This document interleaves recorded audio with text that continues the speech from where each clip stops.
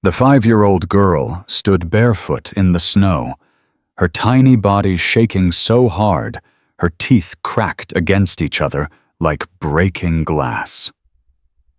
2 hours. Her mother had been gone 2 hours. "Mommy's coming back," Lily whispered to no one, her lips turning blue, her fingers bone white. She was invisible. Customers walked past her like she was a ghost. Nobody stopped. Nobody cared. Then the thunder came. Not from the sky, from the highway. 15 motorcycles crested the hill, chrome blazing leather-clad riders who looked like death itself. The leader saw her, and everything changed. If you want to see how 200 Hell's Angels gave one forgotten child the Christmas miracle, nobody believed possible, subscribe to our channel and stay until the very end. Drop a comment telling us which city you're watching from. We love seeing how far this story travels. The gas station clerk looked at the little girl for the 3rd time in 20 minutes and felt nothing but annoyance. "Hey, kid." Lily Monroe didn't turn around. She kept her face pressed against the window, watching the parking lot, watching for headlights, watching for a car that wasn't coming. "I said, hey." Derek pushed away from the register and walked toward her. 19 years old, working Christmas Eve, because nobody else wanted to, already calculating how many hours until his shift ended. "You can't just stand there. This ain't a daycare." Lily's voice came out small, barely a whisper. "My mommy said wait here." "Yeah, when'd she say that? She's coming back." Derek checked his phone. "It's been like 2 hours, kid. Nobody's coming back." Lily finally turned, and Derek saw her face clearly for the first time. Blue lips, skin so pale it was almost gray. Eyes that held something no 5-year-old should ever carry, the kind of fear that comes from already knowing the truth, but refusing to believe it. "She promised," Lily said. Derek felt something shift in his chest. Something uncomfortable. He pushed it down. "Look, I can't have you blocking the door. Either buy something or I have money."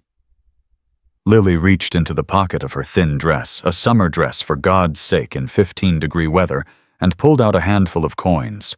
She counted them carefully, the way someone had obviously taught her. 37 cents. "That won't buy anything." "Can I have water? Please, I'm really thirsty." Derek stared at her. 37 cents. A summer dress, broken sandals with no socks, standing in the snow on Christmas Eve. He should call someone. That's what a decent person would do. But it was Christmas Eve, and the cops were probably busy and CPS wouldn't answer until after the holiday, and honestly, it wasn't his problem. Her mother would show up eventually. Mothers always showed up. "Just stay out of the way," he muttered, walking back to the register. Lily pressed her face against the window again and waited. Crystal Monroe had left her daughter at 4:47 p.m. with every intention of coming back. "5 minutes, baby girl. Mommy just needs 5 minutes, okay? You stay right here where it's warm and watch for my car. Can you do that for me?" Lily had nodded because Lily always nodded. Lily was a good girl. Everyone said so. "I'll be right back, I promise." Crystal had kissed her daughter's forehead, tasted the salt of dried tears from earlier that day, and walked out the door. Her hands were shaking. Not from the cold. The dealer was supposed to meet her at the motel 3 miles away. Quick exchange, in and out. Then she'd pick up Lily, and they'd go home. And maybe, just maybe, she could hold it together long enough to give her daughter something resembling a Christmas. That was 5 minutes ago. That was 2 hours ago. That was a lifetime ago. Crystal didn't know where she was now. Some room, some bed. The hit had been stronger than expected, or maybe she'd taken more than she meant to, or maybe it didn't matter anymore because everything was warm and soft and far away, and she couldn't remember what she was supposed to be doing, or why her heart kept whispering a name she couldn't quite hear. Lily. The name floated through her consciousness like smoke, like something she should chase but couldn't quite reach. Lily's waiting. Crystal's eyes fluttered closed. She'll be fine. Just a few more minutes. Just let me rest. The temperature dropped another 3 degrees at 6:15 p.m. Lily had stopped feeling her feet 20 minutes ago. That scared her at first, but now it was almost better. No feeling meant no pain. She was learning that lesson early in life. Numbness was a gift. She watched families pull into the gas station, parents filling up tanks while kids bounced in back seats excited about presents and cookies and everything that came with Christmas morning. She watched couples laughing together, holding hands complaining about the cold, like it was something worth complaining about, instead of something that could kill you. Nobody looked at her. She was 5 years old, standing alone in broken sandals and a summer dress on Christmas Eve, and she might as well have been furniture. An older woman walked past close enough that Lily could smell her perfume. Lily opened her mouth to say something, to ask for help, to ask for anything, but the woman didn't even glance her way. A man in a business suit nearly tripped over her. He muttered something harsh and kept walking. A mother with 2 children hurried past, one kid on each hand, and for a moment the mother's eyes met Lily's. Just for a moment. Lily saw recognition there. The woman knew something was wrong. She knew. The woman looked away and pulled her children faster toward their SUV. Lily understood then. She understood it with the kind of clarity that no 5-year-old should possess. She wasn't invisible because people couldn't see her. She was invisible because people didn't want to. Inside the gas station, Derek scrolled through his phone and tried to ignore the knot in his stomach. The kid was still there, still pressed against that window like she was waiting for a miracle. It had been over 2 hours now, and the sun was almost gone, and the temperature was dropping fast. He should call someone. He picked up his phone, stared at the keypad, put it down again. Not my problem. He picked up his phone again. Her mom's probably stuck in traffic or something. Holiday traffic's insane. He put it down. She's 5 years old. He picked it up. The cops'll take forever to respond. CPS won't do anything until after Christmas. She'll just end up sitting in some cold office somewhere. And that's worse than sitting here, right? He put it down. Coward. That last voice sounded like his grandmother, dead 3 years now, the only person who'd ever expected anything from him. He pushed away from the register and walked toward the coffee station, keeping his back to the window. If he couldn't see her, he couldn't feel guilty about her. That was the theory, anyway. The motorcycles appeared at 6:32 p.m. Lily heard them before she saw them, a deep rolling thunder that seemed to shake the ground beneath her frozen feet. She turned toward the sound and watched them crest the hill on Route 89, a line of chrome and leather cutting through the twilight like something from another world. 15 bikes. 15 riders.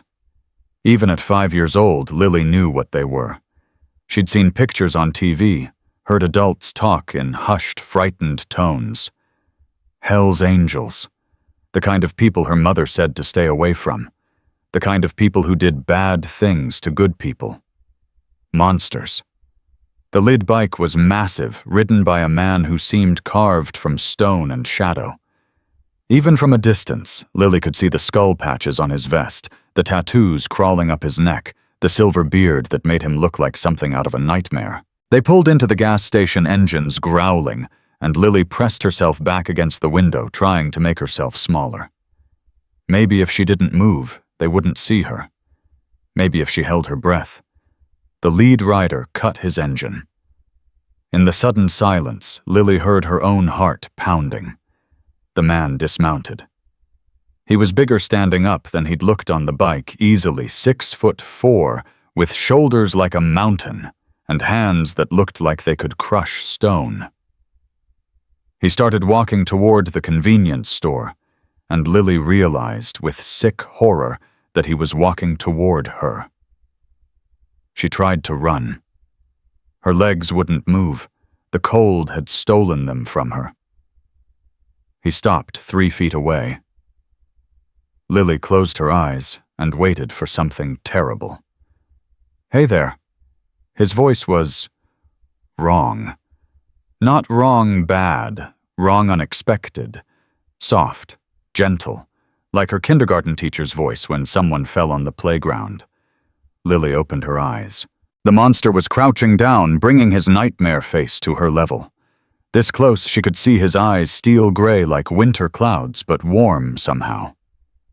Concerned. "What's your name, sweetheart?" Lily's voice wouldn't work. She shook her head. "It's okay. I'm not gonna hurt you. I promise." He studied her face, and something flickered across his expression. Something that looked like pain.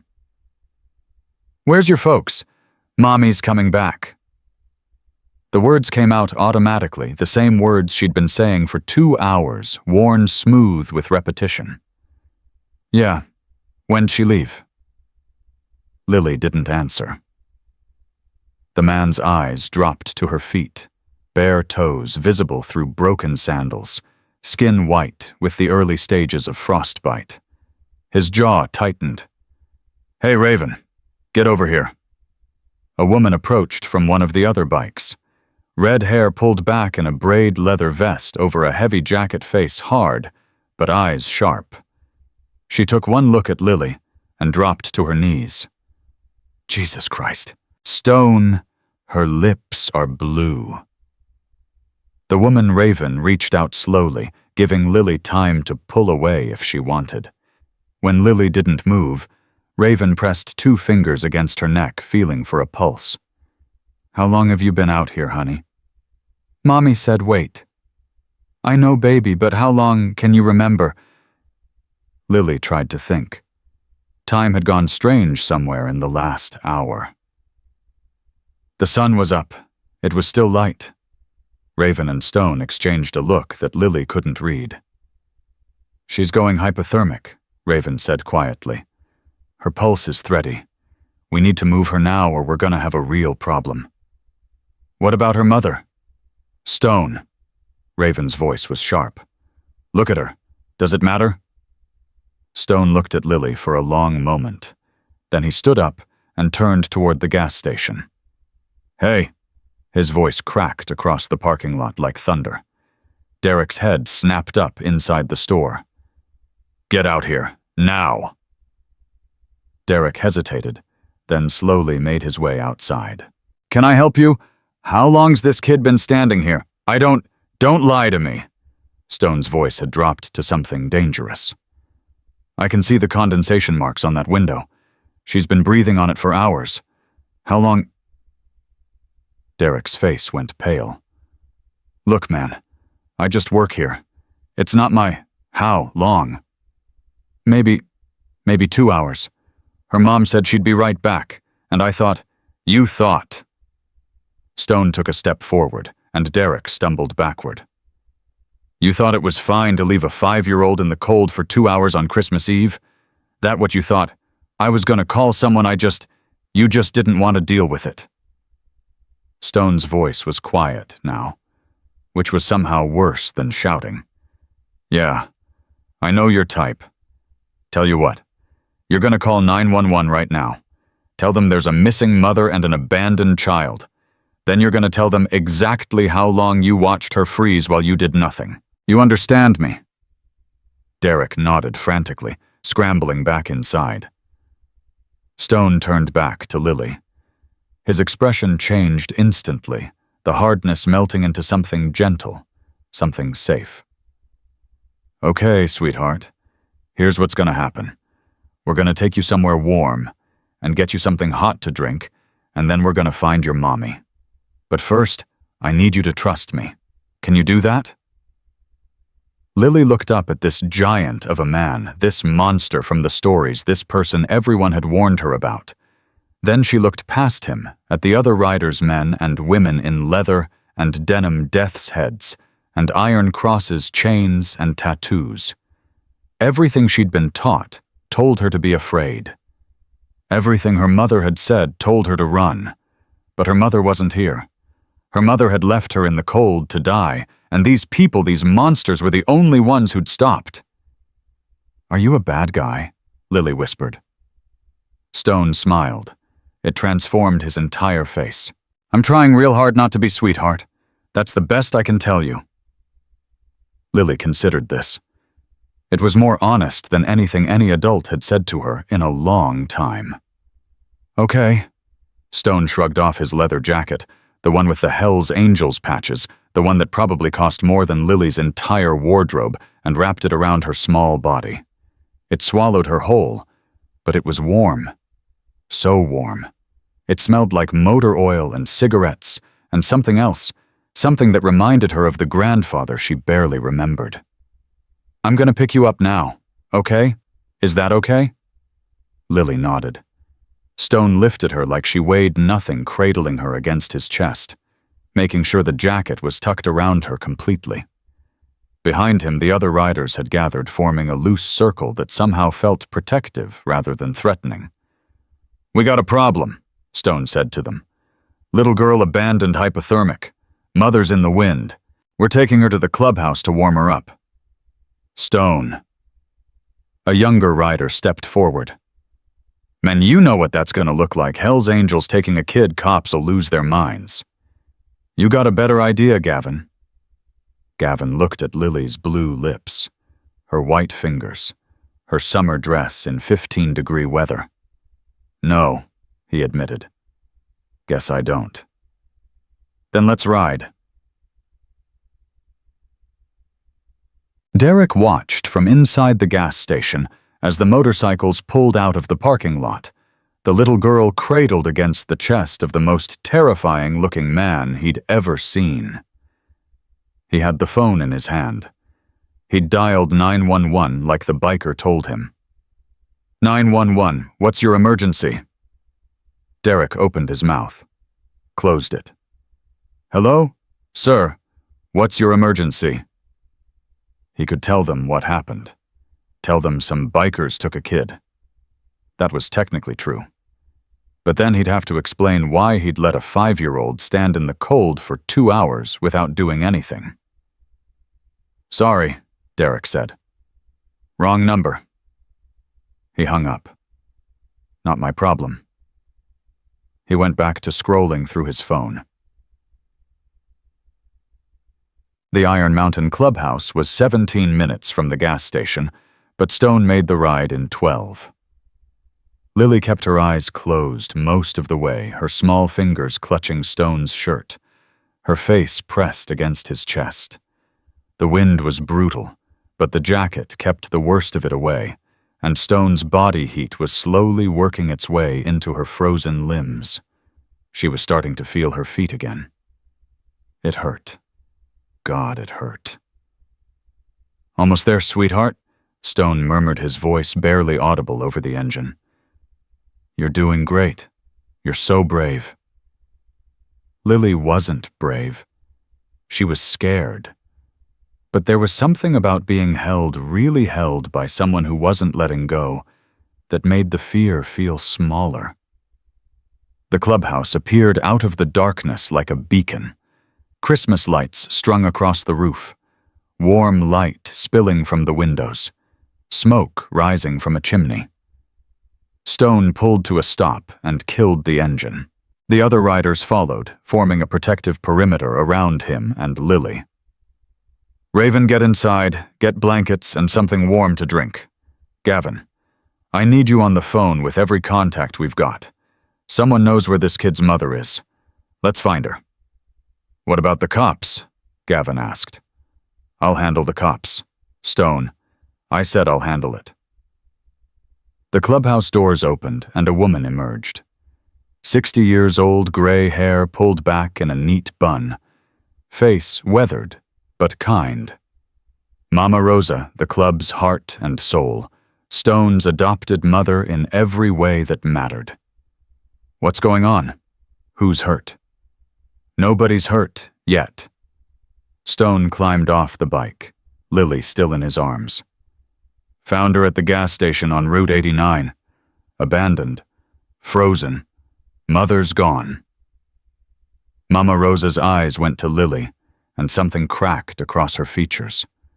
Something old. Something painful. Bring her inside. Right now. The warmth hit Lily like a wall. She gasped, her frozen lungs suddenly struggling to process air that wasn't trying to kill her. Her hands began to tingle, then burn, then throb with the agony of blood returning to damaged tissue. She whimpered, and Stone's arms tightened around her. I know it hurts, sweetheart. That means you're warming up. The hurt means you're gonna be okay.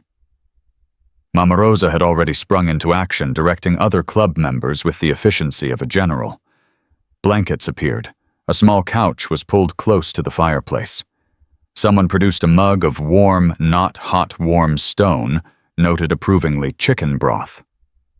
Stone set Lily down on the couch, keeping her wrapped in his jacket and adding 3 more blankets on top.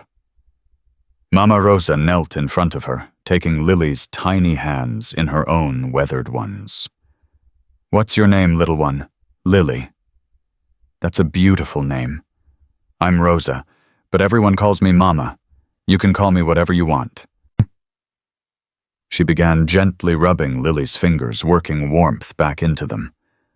Can you tell me where your mommy went? She had to see her friend. She said 5 minutes. Do you know your mommy's phone number? Lily nodded.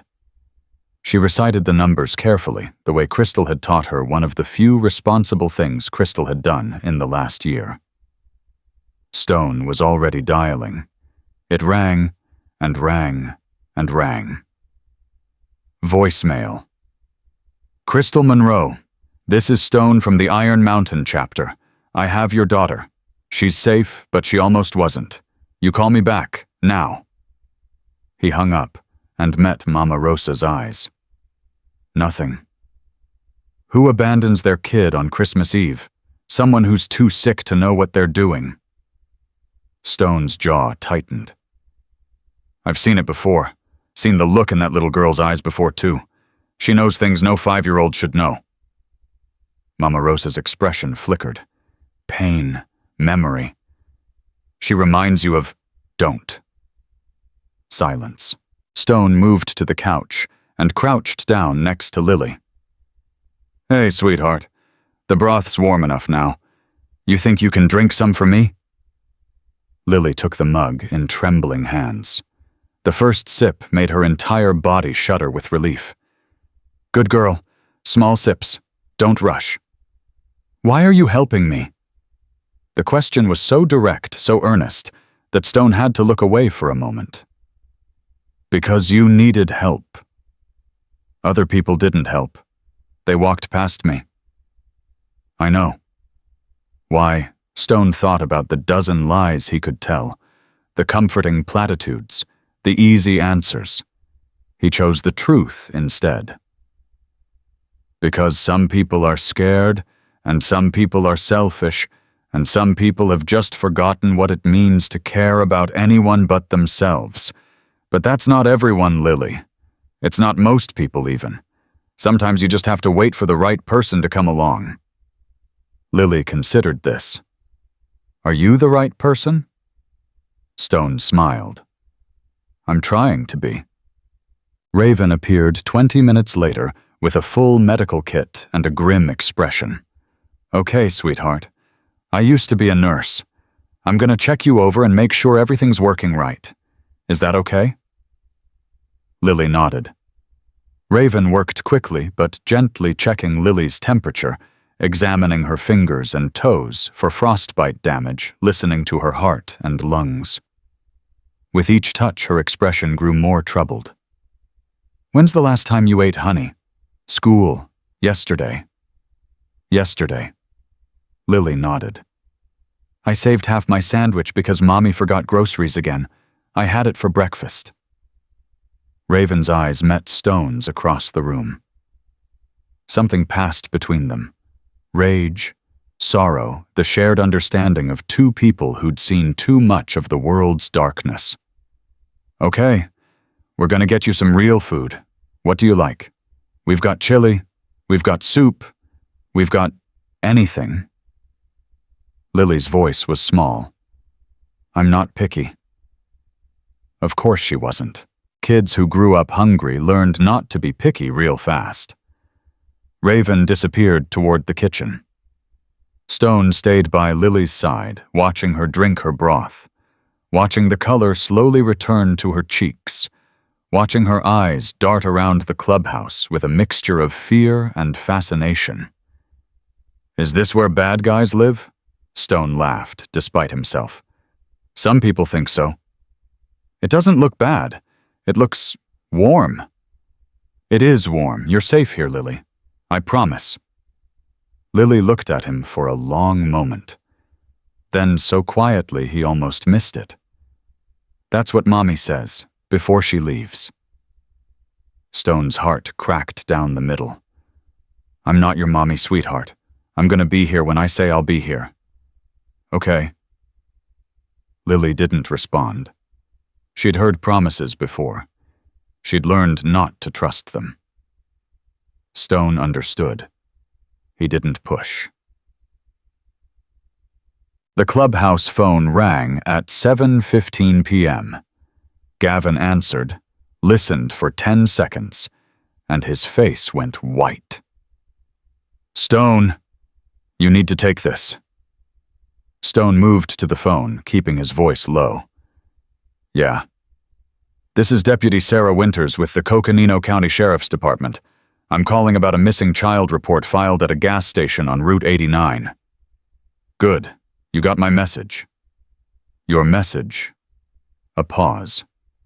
"Sir, I don't have any messages. I have a report from a witness who says a group of Hell's Angels took a child from a gas station against her will." Stone went very still. "That's not what happened." "Then you won't mind explaining what did happen. Where is the child now? She's safe, she's warm, she's eating for the first time in 2 days." "Sir, I need the child's location." "I'm not going to—" "Sir, this is not a request. You have approximately 30 minutes before I show up at your clubhouse with every deputy I can find. If that child is not safe and healthy when I arrive, I will personally ensure that every member of your club spends Christmas in a cell. Do you understand me?" Stone looked at Lily curled up on the couch, a bowl of chili in her lap. The first real smile he'd seen on her face, spreading, as Mama Rosa told her a story about a Christmas long ago. "She's at the Iron Mountain Clubhouse," Stone said. "And Deputy, when you get here, I want you to look at this kid. Really look at her. Then you tell me who the real criminals are." He hung up. "Cops are coming," he announced to the room. 30 minutes. Everyone who's got warrants, make yourself scarce. Everyone else stay calm. We didn't do anything wrong." "They're not going to see it that way," Gavin said. "Then we're going to make them see it." Stone walked back to Lily's side and sat down next to her. "Lily, I need to tell you something. Some police officers are coming to make sure you're okay. They might want to ask you questions. They might want to take you somewhere else. But I need you to know something." Lily's eyes went wide with fear. "Are they going to take me away?" "They might try. I don't want to go. I want to stay here. Please." "I know, sweetheart. And I'm going to fight for you to stay safe. But here's what I need you to understand. Whatever happens tonight, you're not alone anymore. You've got me. You've got Mama Rosa. You've got every person in this building. We're not going to forget about you. Ever. Okay." Lily's lower lip trembled. "Promise." Stone held out his pinky finger. "I don't make promises I can't keep, Lily. But this one I'm making." Lily hooked her tiny pinky around his massive one. "Okay." The deputies arrived at 7:47 p.m. 3 vehicles, 5 officers. Deputy Sarah Winters at the front, her hand resting on her holstered weapon, her expression carved from ice. Stone met them in the parking lot. Alone. "Deputy." "Where's the child?" "Inside. Warm. Safe. Eating." "I need to see her. Now." "You will. But first I need you to understand something." Stone's voice was steady calm. "That little girl was standing in 15-degree weather for over 2 hours. Barefoot. In a summer dress. On Christmas Eve. Do you know how close she was to dying?" Sarah's jaw tightened. "I'm aware of the situation." "Are you? Because your people weren't the ones who found her. Your system wasn't the one that saved her. We did. The people everyone tells their kids to be afraid of. We stopped. We helped. Everyone else walked past. That doesn't give you the right to what? Feed her, warm her up, make sure she didn't lose her toes to frostbite." Stone took a step forward. "I've got a former ER nurse in there who said this kid was 20 minutes from permanent damage, maybe worse. So before you come in with your badges and your authority and your righteous indignation, maybe stop and ask yourself where you were while she was freezing." Sarah stared at him for a long moment. "Take me to her." Lily saw the uniforms and immediately tried to hide behind Mama Rosa. "No," she whimpered. "No, please, they're gonna take me away. Please." "Shh, baby, it's okay." Mama Rosa wrapped protective arms around her. "Nobody's taking you anywhere." Sarah stopped in the doorway. Whatever she'd expected to find, it wasn't this, a 5-year-old girl surrounded by Hell's Angels being comforted and protected like she was the most precious thing in the world. She approached slowly, crouching down to Lily's level, the way she'd been trained. "Hi, Lily. My name is Sarah. I'm a police officer. I'm here to make sure you're okay." Lily peered out from behind Mama Rosa. "They helped me," she said. "They're nice. They gave me food and the warm jacket and they didn't leave." Sarah's eyes flicked to Stone's jacket, still wrapped around Lily's shoulders. "That's good, sweetheart. Can you tell me what happened with your mommy?" Lily's face crumpled. "She said 5 minutes. She promised. Do you know where she went? To see her friend. She always goes to see her friend. Then she comes back different." Sarah understood immediately. She'd worked enough drug cases to recognize the language of a child growing up around addiction. Different how? Sleepy or mean, or she forgets things she promised. Lily's voice dropped to a whisper. "She forgets me sometimes, even when I'm right there." Sarah's heart broke. She looked around the clubhouse, at the bikers watching with protective intensity, at Mama Rosa holding Lily like she was her own granddaughter, at Stone standing with arms crossed, daring her to find fault with any of it. "Where's the nurse?" Sarah asked. Raven stepped forward. "What's your assessment?" She had mild hypothermia when they brought her in. Capillary refill was delayed in her extremities. She's malnourished, probably hasn't had a proper meal in days. No signs of physical abuse, but the neglect is severe and ongoing. This isn't a one-time thing. This kid's been surviving on her own for God knows how long. Sarah nodded slowly. "CPS won't respond until after the holiday." "I'm aware." "And the mother, missing. Phone's off. We've got people looking." Sarah studied Lily for a long moment. The little girl had stopped crying, but she was still clutching Mama Rosa, like a lifeline, her eyes darting between the deputies with barely concealed terror. "The system says I should take her in," Sarah said quietly. "Put her in emergency custody. Standard procedure." Stone tensed. But standard procedure would mean taking her out of the only place she feels safe on Christmas Eve to put her in a cold office with strangers who get paid to pretend to care. Sarah met Stone's eyes. "I've seen how that ends. I've seen what it does to kids. So what are you going to do?" Sarah was silent for a long moment. There's a kindergarten teacher, Elena Rodriguez. I know her, she's helped with cases before.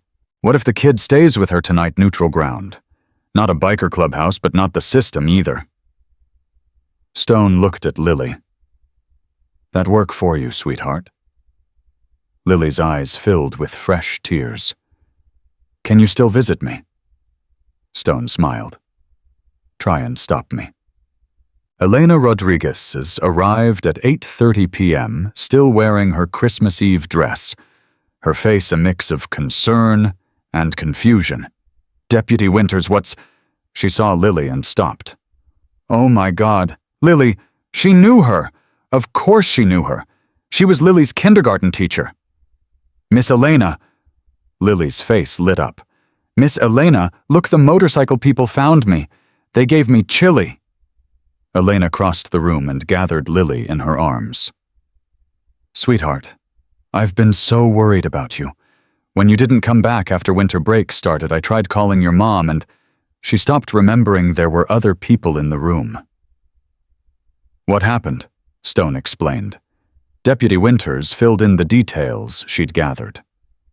Elena's expression shifted from confusion to horror to something cold and determined. I'll take her, she said. She can stay with me as long as she needs. We'll need to make this official, Sarah said. Emergency temporary custody, paperwork, but that can wait until morning. Fine. Elena was already helping Lily into her coat. The new coat Mama Rosa had somehow produced from the clubhouse's collection of donations, warm and thick, and actually the right size. Whatever it takes. Stone crouched down in front of Lily one more time. You're gonna go with Miss Elena now, okay? She's gonna keep you safe until we figure out what happened to your mommy. Lily's lower lip trembled. What if Mommy never comes back? The question hung in the air, heavy and terrible. Stone didn't lie to her. Then we'll figure that out together. But whatever happens, Lily, you're not going to be alone. You've got Miss Elena. You've got Deputy Winters, who I'm starting to think might be one of the good ones. He glanced at Sarah, who almost smiled. And you've got us. The whole Iron Mountain chapter. We look out for our own. But I'm not one of you. Yeah, you are. You became one of us the second we saw you standing in that parking lot. Family isn't about blood, Lily. It's about who shows up. And we're showing up for you. Lily threw her arms around his neck. Stone hugged her back, this tiny, broken, brave little girl who'd somehow made an entire motorcycle club fall in love with her in the span of 3 hours. Thank you, Lily whispered, for stopping. Thank you for trusting me, Stone whispered back. That was the brave part. Elena's car pulled out of the parking lot at 9:15 p.m. Lily buckled safely in the back seat, already drifting toward sleep. Stone watched until the taillights disappeared, then turned to find Deputy Winters still standing beside him. You did good tonight, she said. Don't sound so surprised. I'm not. Well, maybe a little, she paused. I've been tracking Crystal Monroe for weeks. Drug charges, nothing that would stick, but enough to know she was spiraling. I should have pushed harder, should have gotten that kid out sooner. A lot of people should have done a lot of things. Yeah. Sarah looked at the clubhouse at the bikers gathered inside at the Christmas lights, still twinkling against the darkness. You really gonna follow through, keep an eye on her? Stone's jaw tightened. I had a daughter once, 20 years ago. Lost her because I was too messed up to take care of her. She ended up in the system, bounced from home to home. Died when she was 14. Overdose. Sarah went still. Stone, Every kid I help, every child I keep from falling through the cracks, it's for her. It's because I couldn't save her, but maybe I can save someone else's little girl. He met Sarah's eyes. So yeah, I'm gonna follow through. I'm gonna be there for Lily every step of the way, because nobody was there for my daughter, and I'll be damned if I let that happen again. Sarah nodded slowly. Okay. Then I guess we're on the same side.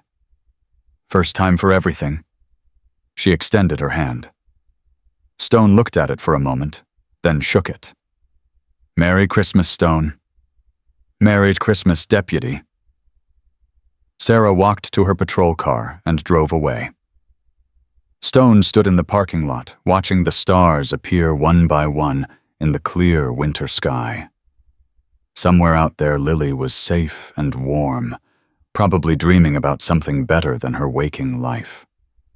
Somewhere else, Crystal Monroe was lost in a darkness she might never escape. And somewhere in between, Stone was making a promise to a little girl he barely knew. A promise he intended to keep. Crystal Monroe regained consciousness at 11:47 p.m. The first thing she felt was pain, the bone-deep ache of withdrawal already starting to set in. The second thing she felt was wrong. Something was wrong. Something important. Lily. The name crashed through her like a wave. Lily. Where's Lily? I left her at, oh God, how long has it? She scrambled for her phone. Dead. She plugged it in with shaking hands, watching the screen come to life with agonizing slowness. 27 missed calls. 14 voicemails. The first one was from a man with a voice like gravel and granite. Crystal Monroe, this is Stone from the Iron Mountain chapter. I have your daughter. She's safe, but she almost wasn't. You call me back, now. Crystal's hands were shaking so hard she could barely hold the phone. She'd done it again. She'd left her baby, her Lily, her only reason for living, and she'd done it again.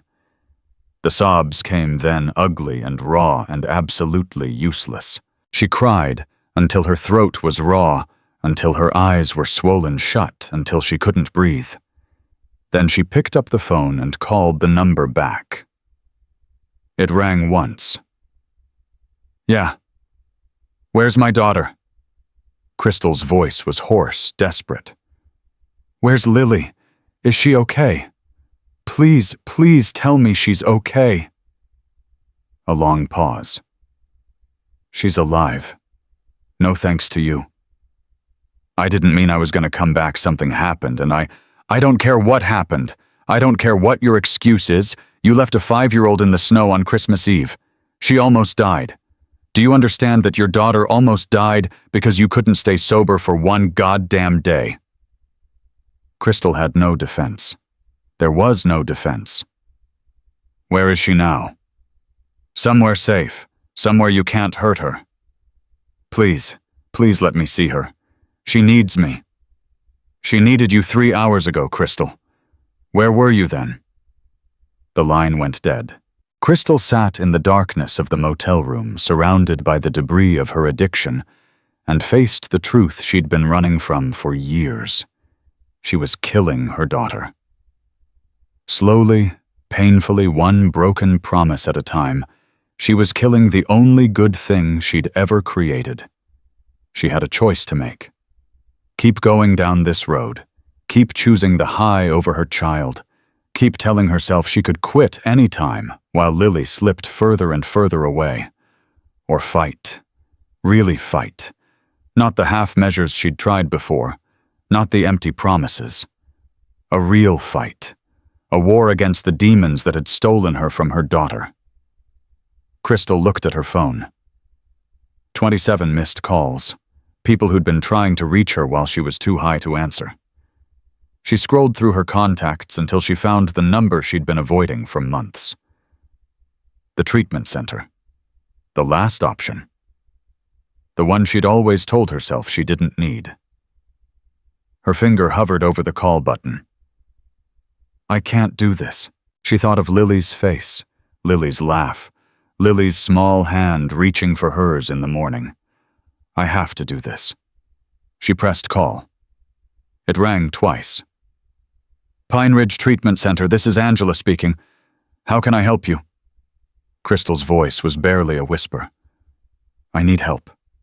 Please. I need help. Across town, in Elena Rodriguez's warm, spare bedroom, Lily woke from a nightmare. She sat up in the darkness, heart-pounding tears already streaming down her face. Mommy. No answer, but not the terrible empty silence she was used to. Footsteps, a door opening, light spilling in from the hallway. Lily, sweetheart, are you okay? Miss Elena appeared in the doorway, concern written across her face. I had a bad dream. Elena crossed the room and sat on the edge of the bed, gathering Lily into her arms. You're safe now, baby. You're safe. I dreamed Mommy never came back. I dreamed I was still in the snow, and nobody stopped, and I was so cold, and shh, that's not going to happen. You're not alone anymore, Lily. I promise. Lily buried her face in Elena's shoulder. The motorcycle man said that too. He said I'm not alone. He was right. There are so many people who care about you, sweetheart. So many people who are going to make sure you're okay. Lily pulled back her tear-stained face, suddenly serious. Miss Elena, yes, baby. Is Mommy a bad person? Elena's heart shattered. No, sweetheart. Your mommy is sick. It's a sickness that makes her do things she doesn't want to do, forget things she doesn't want to forget. But she loves you. I know she does. Then why does she keep leaving? Elena had no answer. There was no answer that would make sense to a 5-year-old.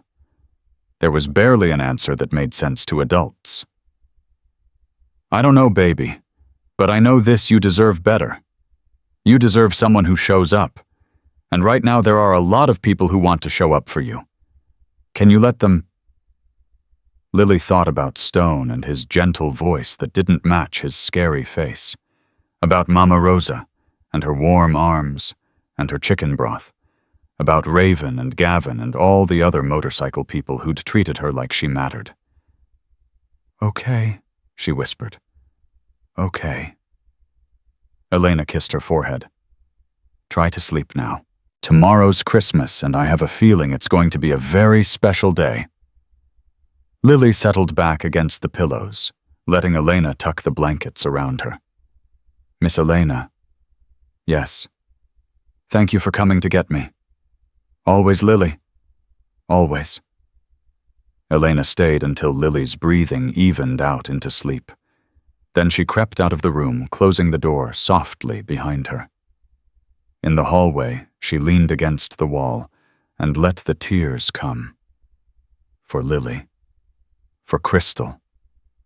For all the children falling through the cracks while the world looked the other way. And for the Hell's Angels, the supposed monsters, the people society feared, who had done what no one else would do. They had stopped. They had helped. They had shown up. Tomorrow, Elena would figure out the logistics, the paperwork, the legal nightmare of emergency custody and missing mothers, and a system designed to fail the most vulnerable. But tonight, on Christmas Eve, a little girl was safe and warm and sleeping. And sometimes that was enough. Elena's phone rang at 6:47 a.m. on Christmas morning. She grabbed it from the nightstand, heart already pounding, expecting the worst. Hello. Miss Rodriguez. This is Stone, from last night. Elena exhaled. Is everything okay? That depends on how you define okay. A pause. I've got about 30 bikers outside your house right now. We brought presents. Elena sat up so fast she nearly fell out of bed. You what? Word travels fast in our community. When people heard what happened to Lily, they wanted to help.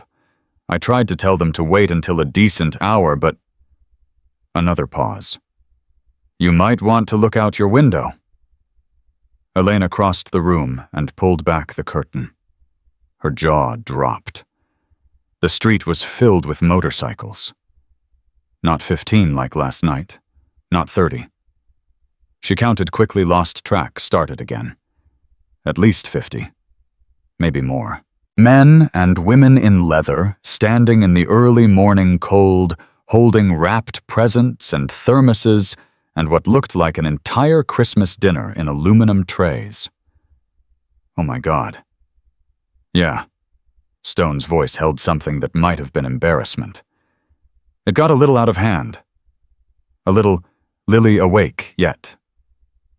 Elena turned to find Lily standing in the doorway, rubbing her eyes, still wearing the pajamas Elena had found in her emergency supplies.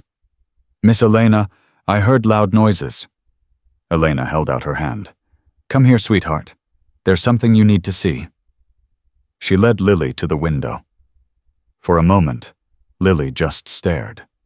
Her small fingers pressed against the glass, leaving prints that would stay there for weeks. "Are they all here for me? Every single one, baby?" Lily's face crumpled, not with sadness, with something bigger. Something a 5-year-old shouldn't have to feel the overwhelming weight of being seen after a lifetime of invisibility.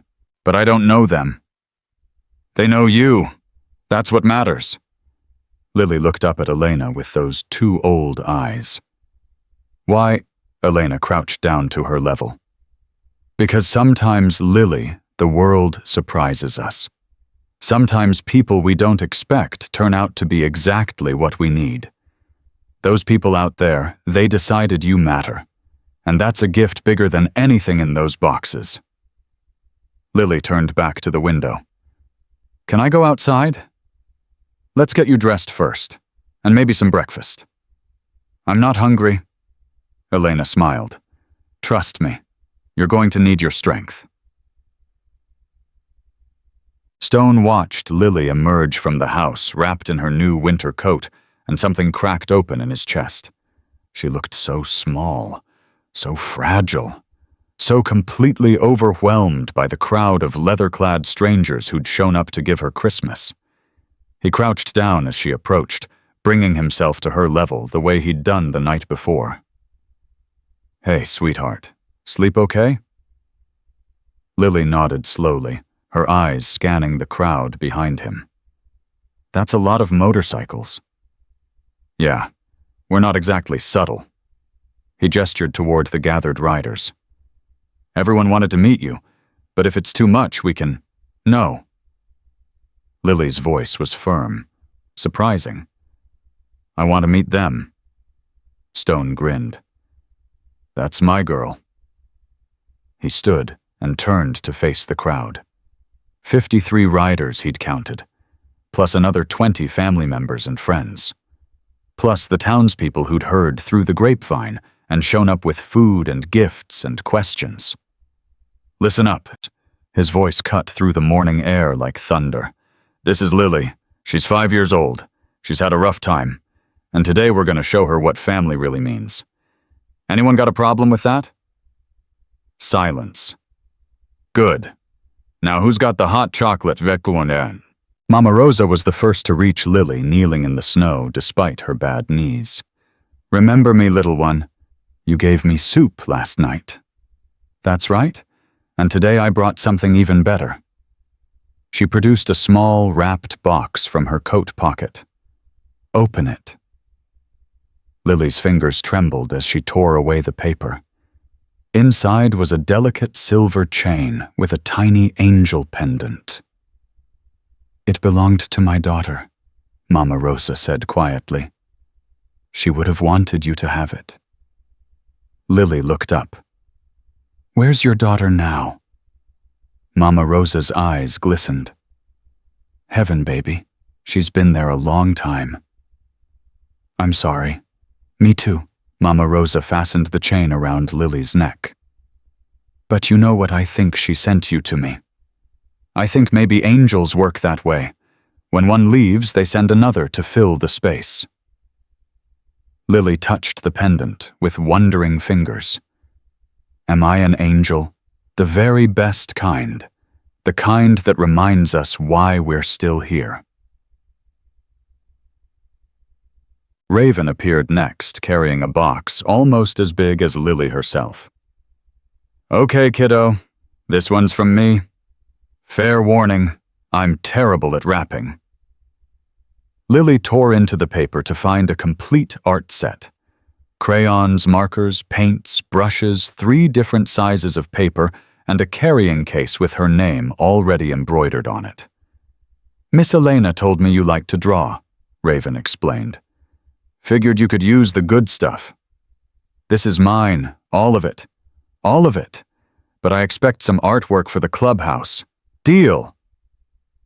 Lily threw her arms around Raven's waist. "Deal." Gavin brought a stuffed motorcycle that made engine sounds when you squeezed it. Lily laughed so hard, she almost fell over.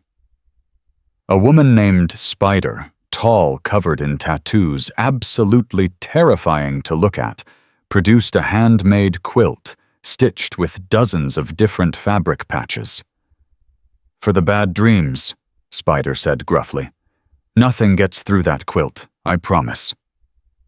A man called Diesel showed up with a bright pink helmet, child-sized, decorated with glitter and stars. "For when you're old enough to ride," he said. "We'll teach you, if you want." "Really? Really, but not until you're at least 10. Stone's rules." Lily looked at Stone, who shrugged. "Safety first, sweetheart." By 9 a.m., the front yard had transformed into something none of the neighbors had ever seen. Hell's Angels playing tag with children, bikers helping elderly residents carry groceries, an impromptu potluck forming on Elena's front porch with food appearing from every direction. Deputy Sarah Winters pulled up at 9:15, took one look at the scene, and sat in her patrol car for a full minute before getting out. Stone met her at the curb. "Deputy, didn't expect to see you today." "I could say the same." Sarah surveyed the chaos with something between disbelief and wonder. "How many people are here? Lost count around 70. 70 people, for one little girl. She's worth it." Sarah watched Lily across the yard, sitting on Mama Rosa's lap, surrounded by wrapping paper and ribbon, and more presents than she'd probably received in her entire life. "Yeah," Sarah said quietly. "I think she is." She reached into her car and pulled out a small box wrapped in silver paper. "I brought something. For her." Stone raised an eyebrow. "You celebrating Christmas with the Hell's Angels now, Deputy?" "Apparently." She almost smiled. "Don't let it go to your head." Lily opened Sarah's gift to find a teddy bear dressed in a tiny police uniform. "His name is Officer Buddy," Sarah explained. "He's good at keeping watch at night. Makes sure nothing scary gets through." Lily studied the bear with serious eyes. "Even monsters, especially monsters. He's trained for it." "Thank you." Lily hugged the bear tight. "He can sleep next to my quilt." Sarah blinked rapidly. "That sounds perfect." She turned away quickly, but not before Stone caught the tear sliding down her cheek. He didn't mention it. Some things didn't need words. At 10:30, Elena's phone rang again. She stepped away from the crowd, pressing one hand to her ear to block out the noise. "Hello, Miss Rodriguez. This is Angela from Pine Ridge Treatment Center. I'm calling about Crystal Monroe." Elena's blood ran cold. "Is she okay?" "She checked herself in last night. Voluntary admission. She asked me to call you, said you have her daughter." Elena sat down heavily on the porch step. "She's in treatment. As of about 200 a.m., she was in bad shape when she arrived, but she was determined. She kept saying she had to get better for her little girl." Elena closed her eyes. "Can Lily talk to her?" "Not yet. We have a 72-hour intake period where patients can't have outside contact, but after that supervised calls might be possible. Miss Monroe specifically requested that Lily know she's trying.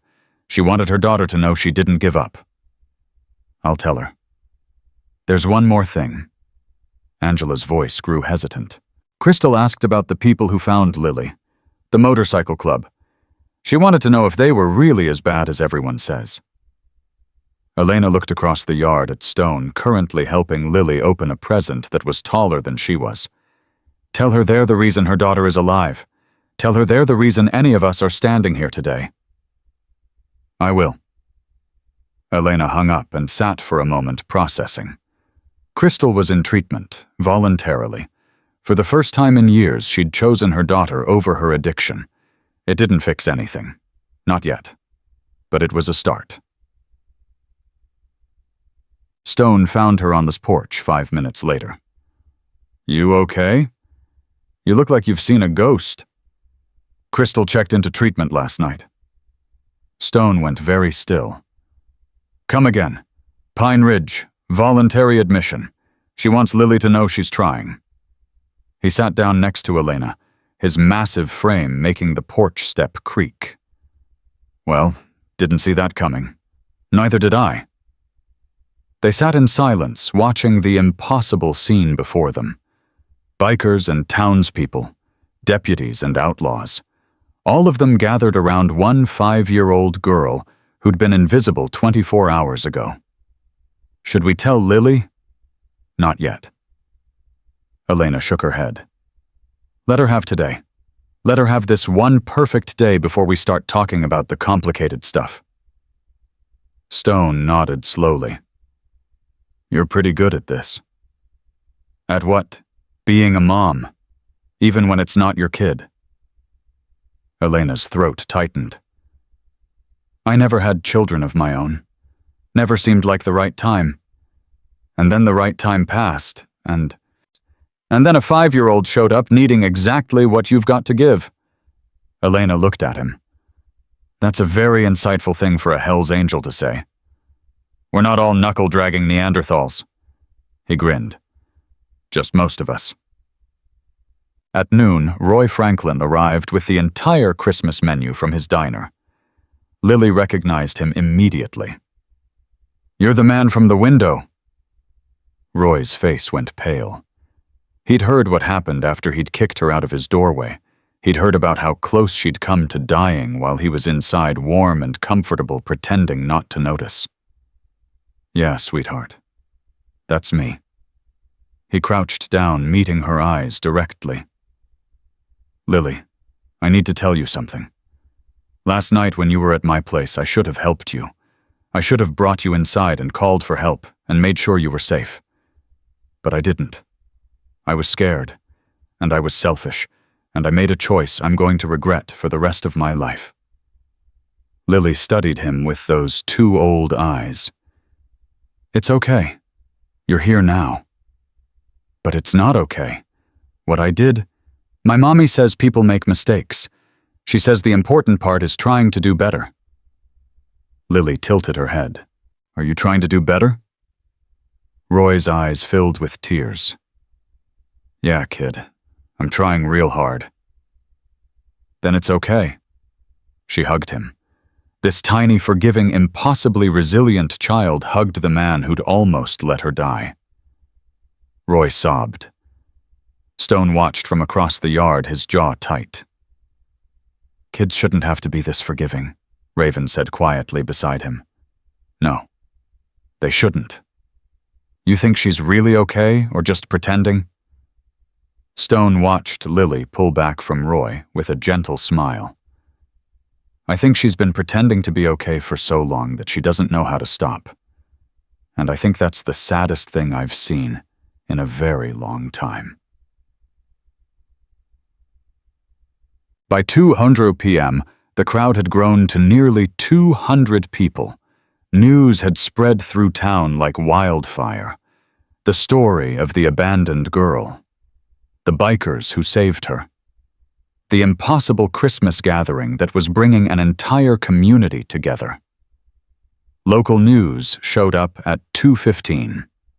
A reporter with perfect hair and a camera crew looking completely out of place among the leather and chrome. "We'd like to interview the child," she said to Elena. "Get her story. This could be national news." Elena's response was immediate. "Absolutely not. Miss Rodriguez, the public has a right to— The public has no rights to a traumatized 5-year-old. She's not a story. She's not content. She's a child who almost died yesterday, and the last thing she needs is cameras in her face." "But I said no." Elena's voice was steel. "And if you don't leave right now, I have about 50 bikers who will be happy to escort you." The reporter looked around at the gathered Hell's Angels, several of whom had started moving closer with unfriendly expressions. "Fine, but you're making a mistake. This story is going to come out eventually." "Then let it come out on Lily's terms, when she's ready, not when you need ratings." The camera crew retreated. Stone appeared at Elena's elbow. "That was impressive. I teach kindergarten. I've dealt with worse than reporters. Remind me never to get on your bad side." At 3:00 p.m., something shifted. Lily had been playing with some of the other children, laughing and running and acting like a normal 5-year-old for the first time anyone could remember. Then she stopped. She stood very still in the middle of the yard, her eyes fixed on something no one else could see. Stone noticed first.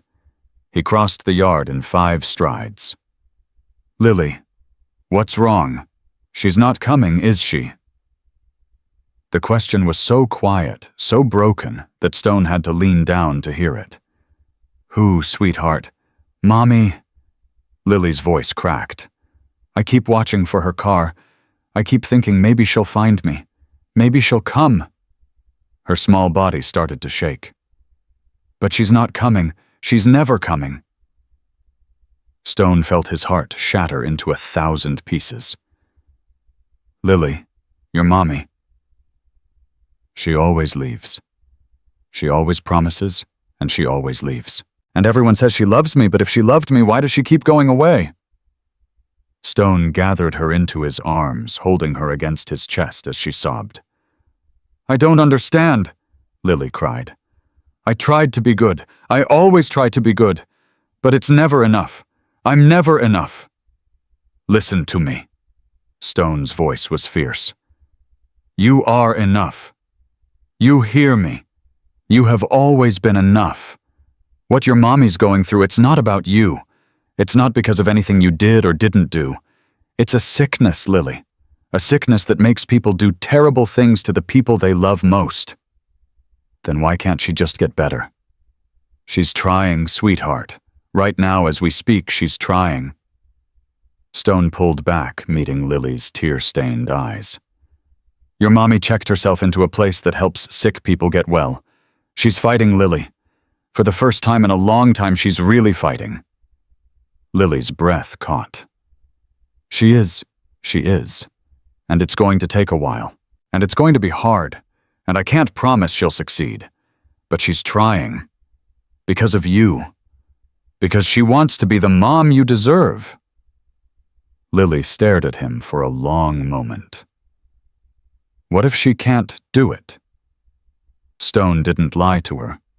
He respected her too much for that. "Then we figure it out together. But Lily, whatever happens with your mommy, you've got people now. You've got Miss Elena. You've got Deputy Winters. You've got me and Mama Rosa and Raven and Gavin and everyone here. We're not going anywhere, no matter what." "Promise." Stone held out his pinky. "Same promise as last night. I don't make promises I can't keep." Lily hooked her tiny finger around his. "Okay." She laid her head against his chest, and Stone held her as the sun began its slow descent toward the mountains. Around them, 200 people went about the business of Christmas, giving one small family the space they needed.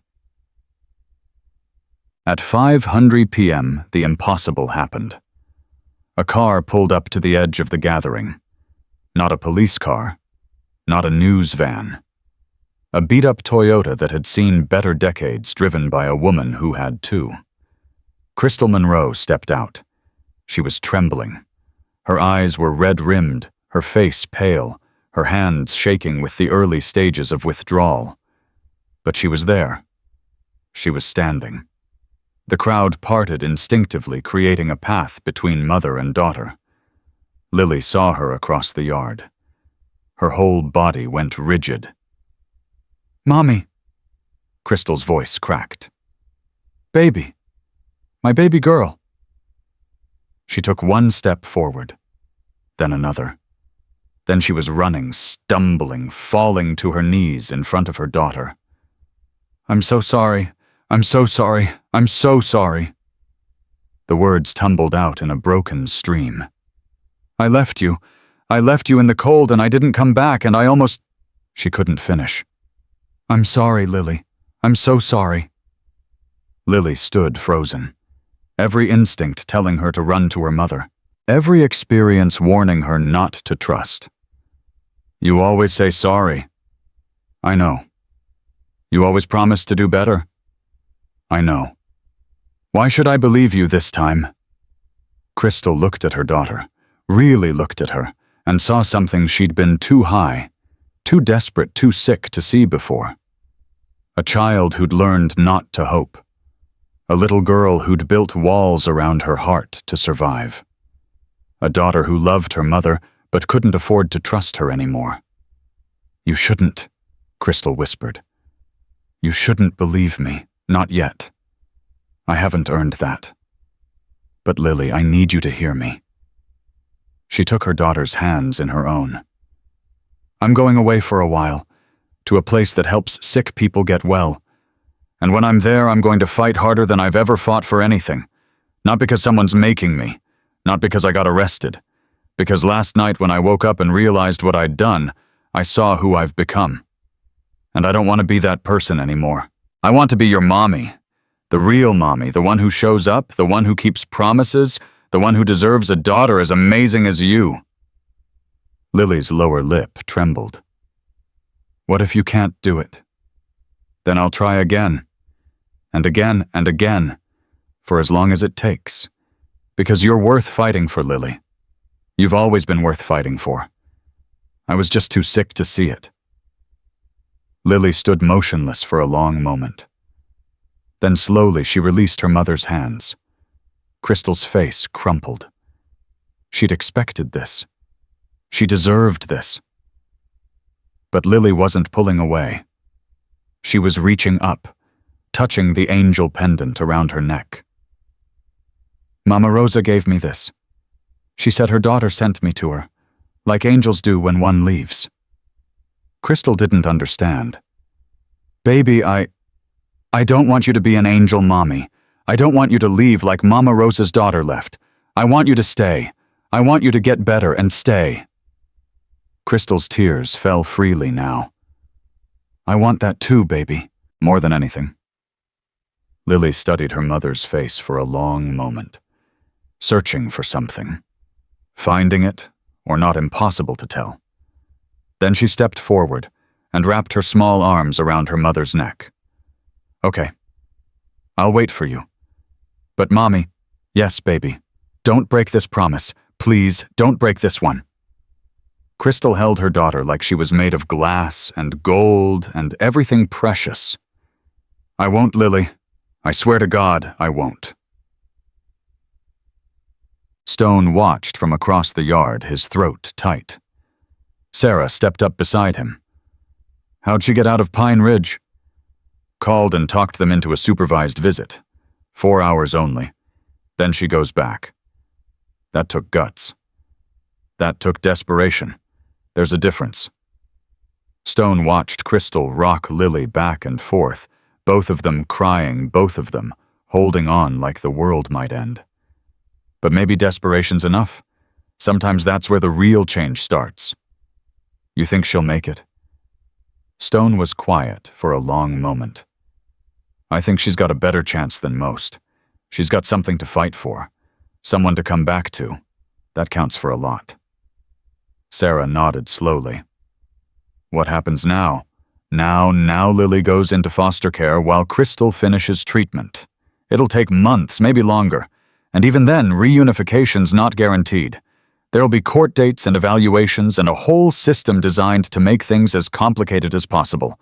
But Stone looked at the gathering around them, at the bikers and townspeople and deputies and strangers all united by one small girl. But she's got an army now, an army of people who decided she matters, and that's something the system didn't count on. Crystal left at 7:00 p.m. The goodbye was brutal. Lily clung to her mother, begging her not to go, and Crystal had to physically peel herself away, tears streaming down her face. 90 days, baby. 90 days and I'll be better. I promise. That's so long. I know. But Miss Elena's going to take care of you, and Stone and his friends are going to visit. And before you know it, I'll be back. Better. Stronger. Ready to be your mommy for real. She pressed a kiss to Lily's forehead. I love you, Lily. I've always loved you. Even when I couldn't show it. Even when the sickness made me forget how. You're my whole heart, baby girl. My whole heart. Then she was gone. Lily stood in the driveway watching until the tail lights disappeared. Stone came to stand beside her. You okay, sweetheart? No. Lily's voice was small but steady. But I think maybe I will be. Someday. Stone put a hand on her shoulder. That's the bravest thing anyone's ever said to me. Really? Really. Most people pretend they're okay when they're not. Takes real courage to tell the truth. Lily leaned against his side. Stone. Yeah. Thank you for finding me. Stone's throat tightened. Thank you for letting me. They stood together in the gathering darkness, this impossible pair, a 5-year-old girl and a Hell's Angel, watching the last light fade from the mountains. Around them, the gathering slowly dispersed. Engines rumbled to life. Goodbyes were called across the yard. Promises were made to check in, to visit, to never let Lily feel alone again. By 9:00 p.m., only Stone and Elena remained. She's asleep, Elena said, joining him on the porch. Finally. Poor thing was exhausted. It's been a hell of a day. It's been a hell of a 2 days. Elena sat down beside him. What happens now? Now we wait. Crystal gets clean or doesn't. CPS does their thing. The courts make their decisions. And we do everything in our power to make sure Lily knows she matters. That's it. That's the plan. Stone smiled grimly. That's the plan. It's not much, but it's what we've got. Elena was quiet for a moment. You know what I can't stop thinking about? What? That gas station clerk. Derek. The one who let her stand there for 2 hours. What about him?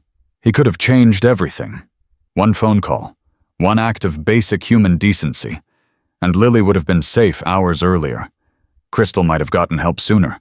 The whole trajectory might have been different. Stone nodded slowly. That's what haunts me about this world. Not the big evils, the small failures, the people who see someone suffering and decide it's not their problem.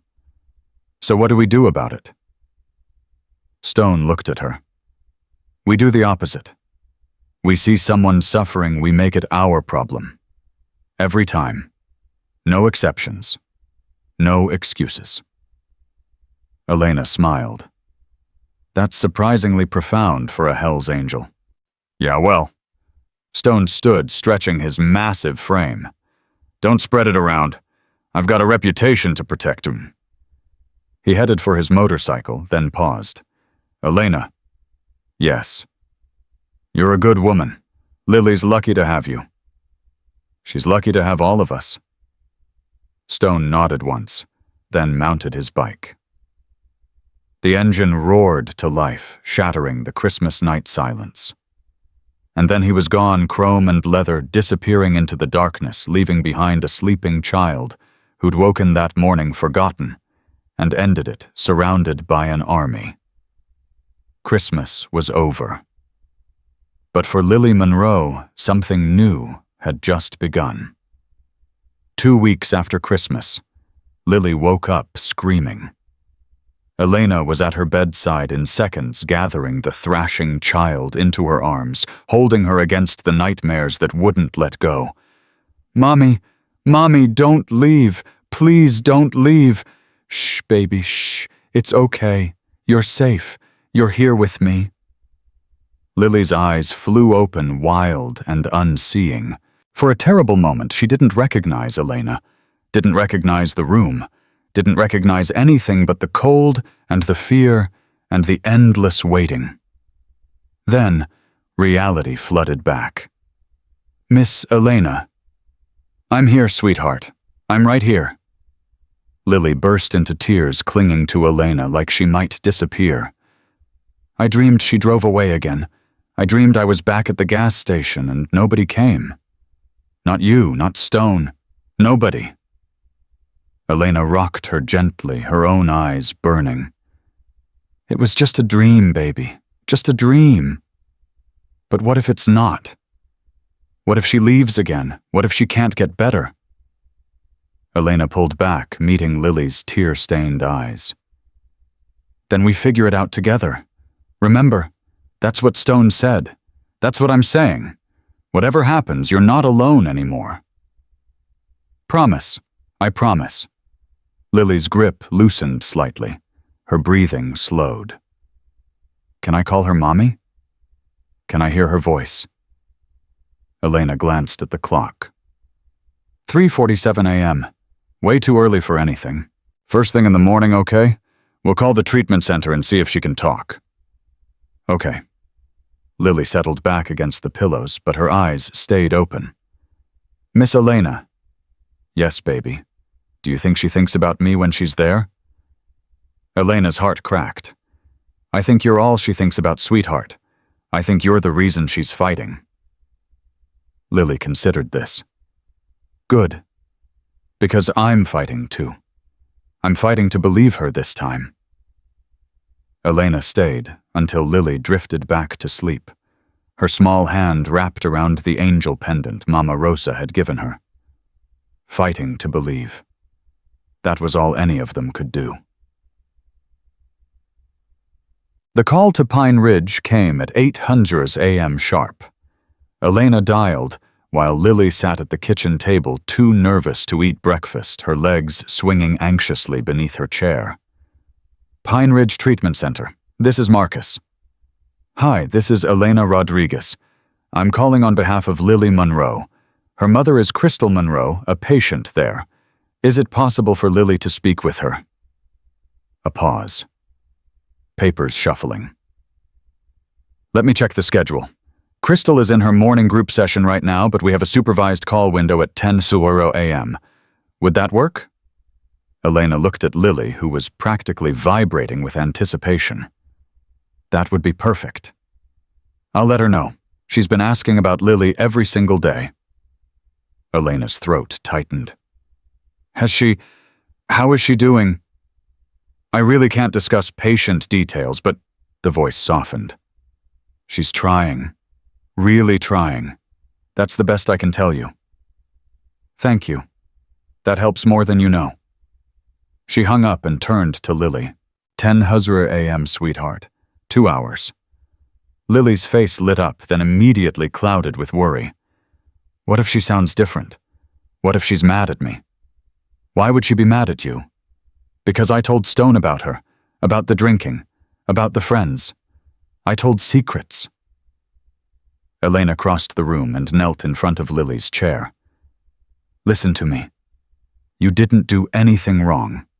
You were a brave little girl who told the truth when the truth needed to be told. Your mommy isn't mad. She's grateful. Grateful you're safe. Grateful people are taking care of you. Grateful she finally got the help she needed." "You really think so?" I know so. Lily chewed her lip. Miss Elena, what's it like where Mommy is? Elena chose her words carefully. It's a place where people go when they're sick in a special way. When they need help stopping something that's hurting them. There are doctors there, and counselors, and other people who are trying to get better too. They talk a lot. They work through hard feelings. They learn how to be healthy again. Does it hurt? Sometimes. Getting better can hurt, but it's the kind of hurt that leads to healing, not the kind that makes things worse. Lily nodded slowly. Like when I got my flu shot. It hurt, but then I didn't get sick. Exactly like that. Okay. Lily picked up her spoon and took a bite of cereal. I can wait 2 hours. I've waited longer. Elena's heart broke a little more at the matter-of-fact way Lily said it. 5 years old, and already an expert at waiting. Stone showed up at 9:30 a.m. with coffee for Elena and a stuffed dragon for Lily. Heard you had a rough night, sweetheart. Lily hugged the dragon tight. How'd you know? Miss Elena called me this morning. Told me you might need some backup. Backup. Stone sat down across from her at the kitchen table. You know what backup means in my world. It means someone who's got your back. Someone who shows up when things get hard. Someone who doesn't leave just because the situation gets messy. Lily studied him with those 2 old eyes. Like you did at the gas station. Exactly like that. And you're still here. I'm still here. And I'm gonna keep being here. You might get sick of seeing my ugly face, but tough luck. You're stuck with me. Lily almost smiled. Almost.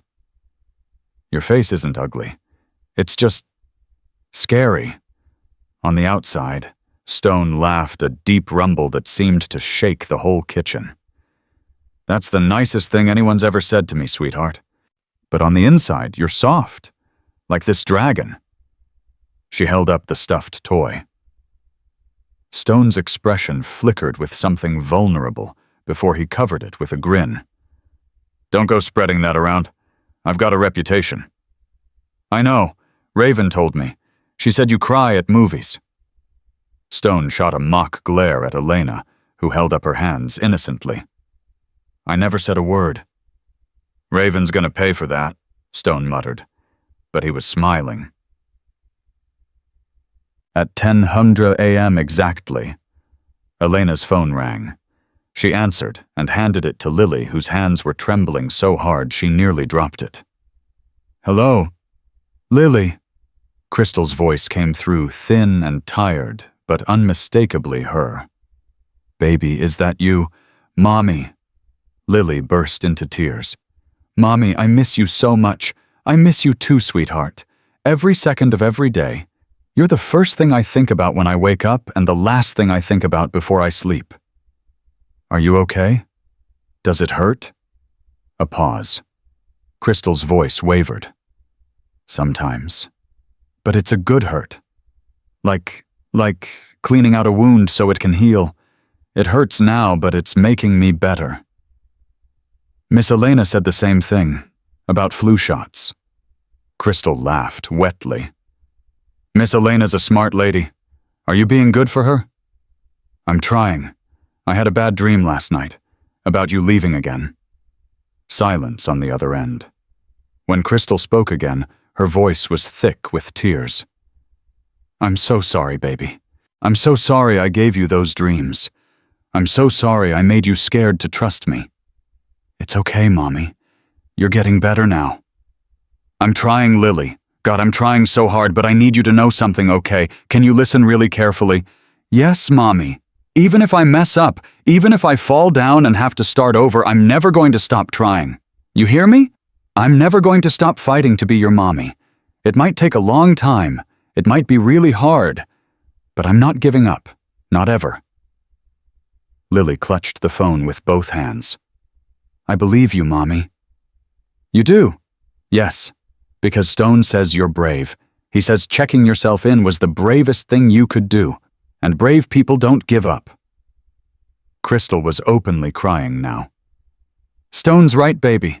And you're brave too. The bravest little girl I know. I learned it from you. The words hung in the air, simple and devastating. Oh, Lily, my sweet, sweet Lily. Mommy, when can I see you? Soon, baby. The doctors say maybe in a few weeks I can have a visit. Just a short one, with supervision. But I'll get to hold you. Really hold you. I can't wait. Me neither, sweetheart. Me neither. A voice in the background said something Lily couldn't hear. Baby, I have to go. Group session. But Lily, I love you. I love you more than breathing. And I'm going to prove it, one day at a time. I love you too, Mommy. Get better soon. I will, baby. I promise. I promise. The line went dead. Lily sat holding the phone for a long moment, tears streaming down her face. Stone reached over and gently took it from her hands. How'd it go, sweetheart? Lily looked up at him with something new in her eyes, something that looked almost like hope. She sounded different. Like she meant it this time. Maybe she does. You think so? Stone considered the question carefully. I think she wants to mean it, and wanting is the first step. The rest is just putting one foot in front of the other day after day until the wanting becomes doing. It's hard, but it's possible. Lily wiped her eyes with the back of her hand. Will you help me wait until she's better? Every single day, sweetheart. Every single day. 3 weeks later, Deputy Sarah Winters showed up at Elena's door with papers. CPS has made their determination. Lily needs to be placed in official foster care. Elena felt the blood drain from her face. What no? She's doing so well here. She's stable. I know.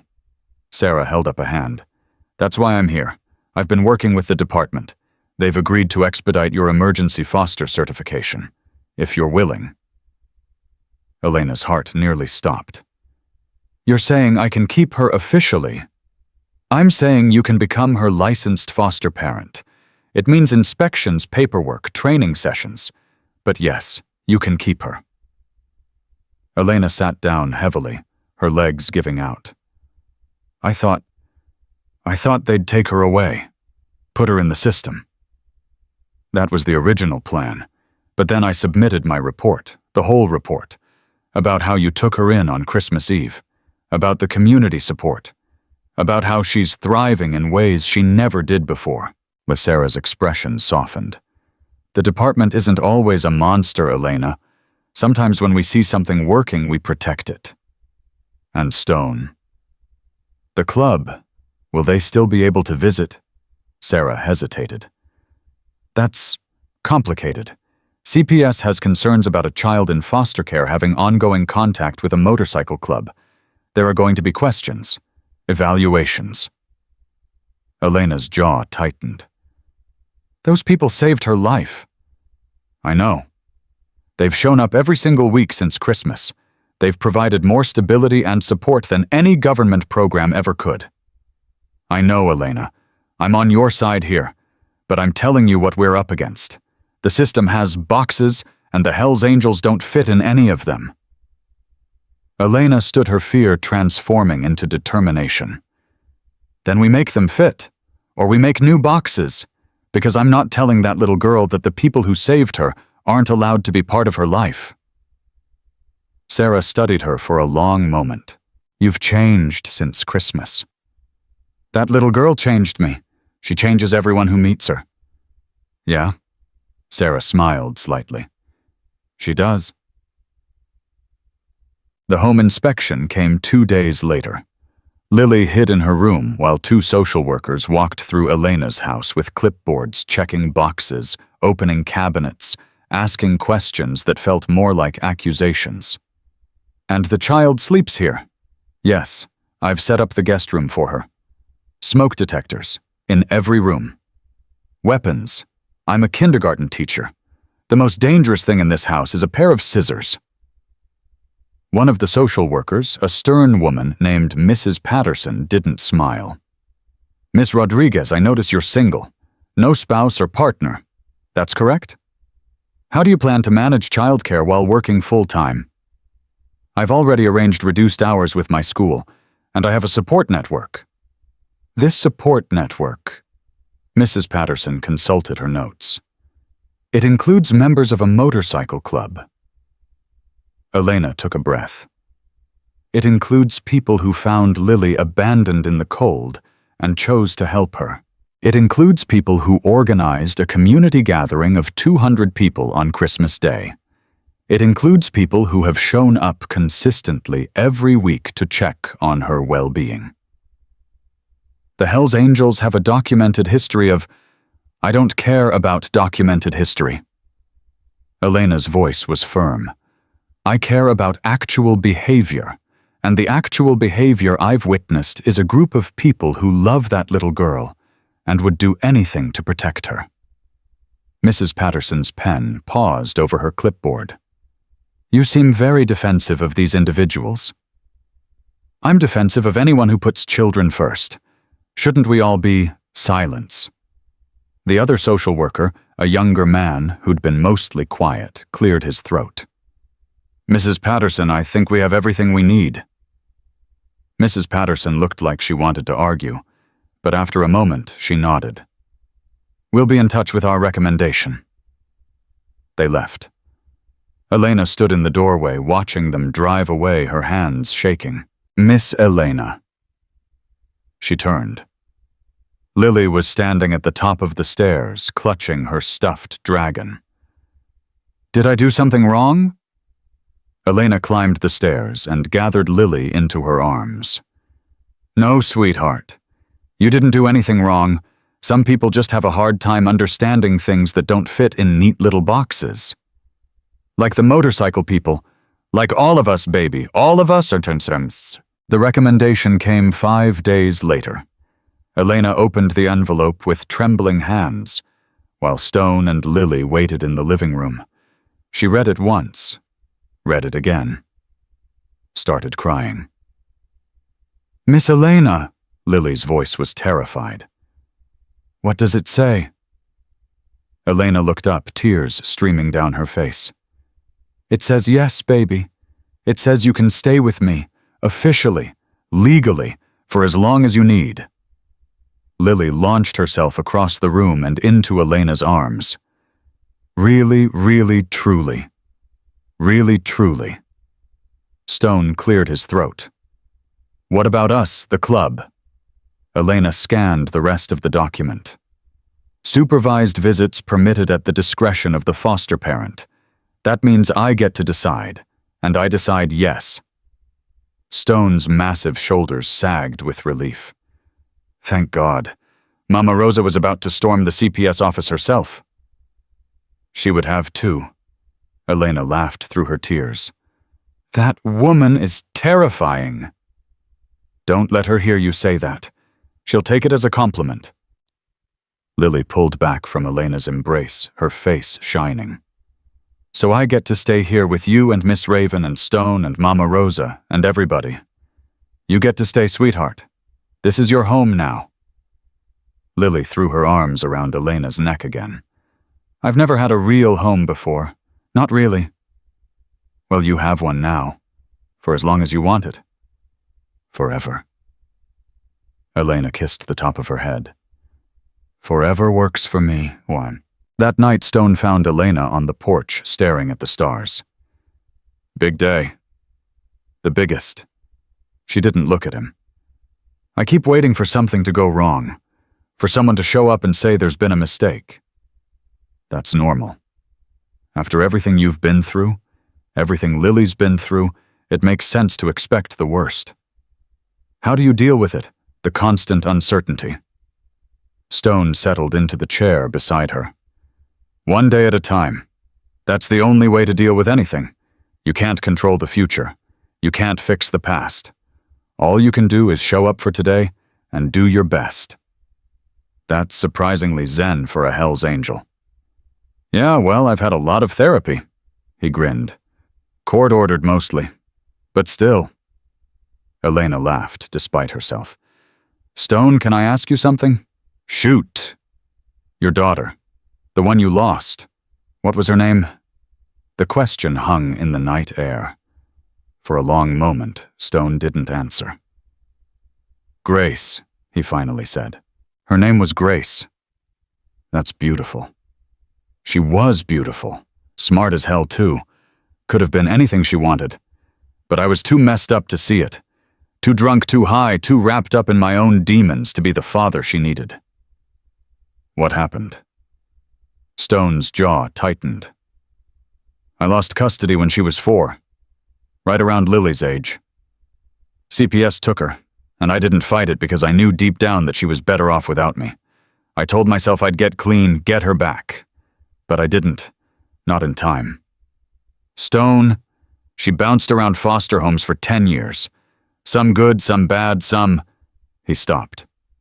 She started using when she was 12. By 14, she was gone. Elena didn't know what to say. There was nothing to say. I've been sober 15 years now, Stone continued. 15 years of waking up every morning and choosing not to be the person who killed his daughter. And every kid I help, every child I save from falling through the cracks, it's for her. It's because I couldn't save Grace, but maybe I can save someone else's Grace. And Lily. Stone looked at her, his steel-gray eyes glistening. Lily's my second chance. Not to replace Grace, nothing could ever do that. But to prove that Grace's death meant something, that I learned from it, that her father became someone worth being even if it was too late for her. Elena reached over and took his hand. She would be proud of you, Grace, if she could see who you've become. You think so? I know so. They sat in silence, hands clasped, watching the stars wheel overhead. Inside, Lily slept peacefully for the first time in weeks, wrapped in Spider's quilt. Officer Buddy tucked under one arm and the stuffed dragon under the other. A found family pieced together from broken parts. Not perfect, not whole, but something. Something worth fighting for. 6 weeks after Christmas, Crystal had her first supervised visit. Lily couldn't sit still all morning, bouncing between rooms, asking every 5 minutes if it was time yet. Sweetheart, we still have 2 hours. But what if we're late? We won't be late. What if she doesn't recognize me? Elena crouched down to Lily's level. She will recognize you, baby. You're all she thinks about. Trust me. The visit took place at a neutral location, a family services center with soft couches and gentle lighting. A social worker would be present the entire time. When they arrived, Crystal was already there, sitting ramrod straight on one of the couches, her hands clasped so tightly her knuckles were white. She looked different, healthier. Her eyes were clear. Her skin had color, she'd gained a little weight. But underneath the physical changes, Elena could see the terror. The desperate hope. Lily stopped in the doorway. For a moment, neither mother nor daughter moved. Then Crystal opened her arms. Hi, baby. Lily ran. She crashed into her mother's embrace with enough force to knock them both backward on the couch, sobbing, Mommy, Mommy, Mommy, over and over while Crystal held her and cried and whispered, I'm here, I'm here, I'm here. Elena stepped back, giving them space, her own eyes streaming. The social worker made notes on her clipboard, but even she seemed moved. For 20 minutes, they just held each other, talking, crying, laughing at nothing and everything. Lily showed her mother the angel pendant and the leather bracelet Stone had given her. Crystal listened to every word like it was the most important thing she'd ever heard. You're doing so good, Mommy. You look so pretty. Thank you, baby. I feel better. Really better. Not just pretend better.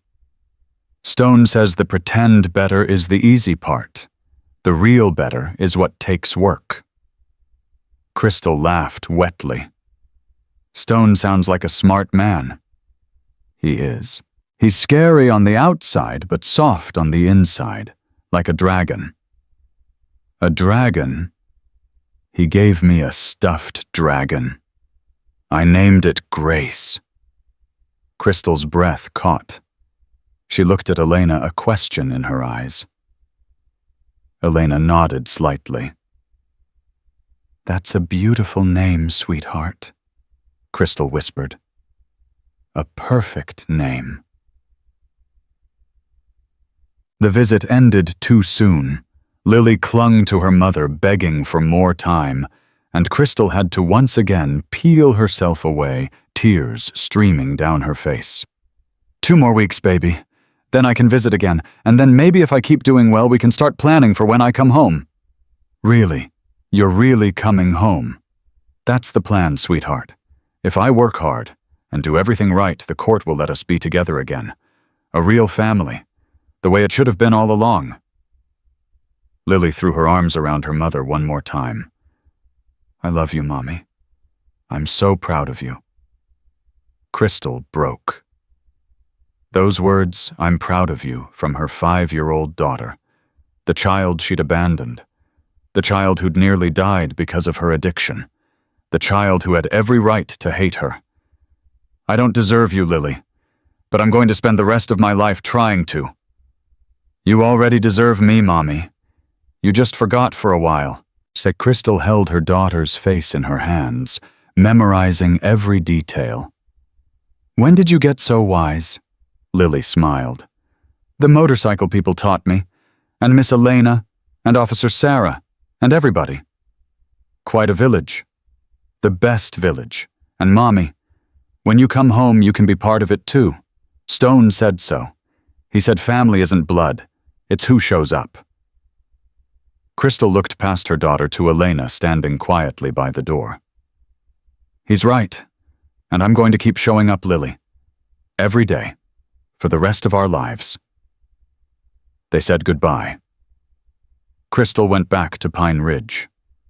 Lily went home with Elena, and somewhere between the treatment center and the warm house that had become her haven, Lily fell asleep in the car, clutching her angel pendant, a smile on her face. She was dreaming of coming home. Not to a place, to a family. The one she'd found in the most unexpected way on the coldest night when 200 people who had every reason to keep riding decided to stop. The call came at 2:17 a.m. on a Tuesday, 8 weeks after Christmas. Elena's phone screamed into the darkness. She grabbed it, heart already racing, expecting the worst. Hello? Elena, it's Sarah. We have a problem. Elena sat up, instantly awake. What kind of problem? Crystal left Pine Ridge, against medical advice, 3 hours ago. The words hit Elena like a physical blow. What no? That's not possible. She was doing so well. The last visit was, I know how well she was doing. But she's gone, Elena, walked out the front door and disappeared. Elena's mind raced. Lily was sleeping in the next room, peaceful and safe, finally starting to believe that good things could last. Do you know where she went? We're looking. But Elena, there's more. Sarah's voice dropped. One of her old contacts showed up at the facility yesterday. A dealer named Marcus. The staff turned him away, but Crystal saw him. They think that's what triggered this. Elena felt sick. She's using again. We don't know that for certain, but the pattern suggests she's using again. Elena's voice broke. Oh God, Sarah, how am I supposed to tell Lily? You don't. Not yet. Give us 24 hours to find her. Maybe we can bring her back before her daughter wakes up expecting a phone call that's never going to come, before she finds out her mother chose drugs over her again. Sarah was silent. I'm sorry, Elena. I really am.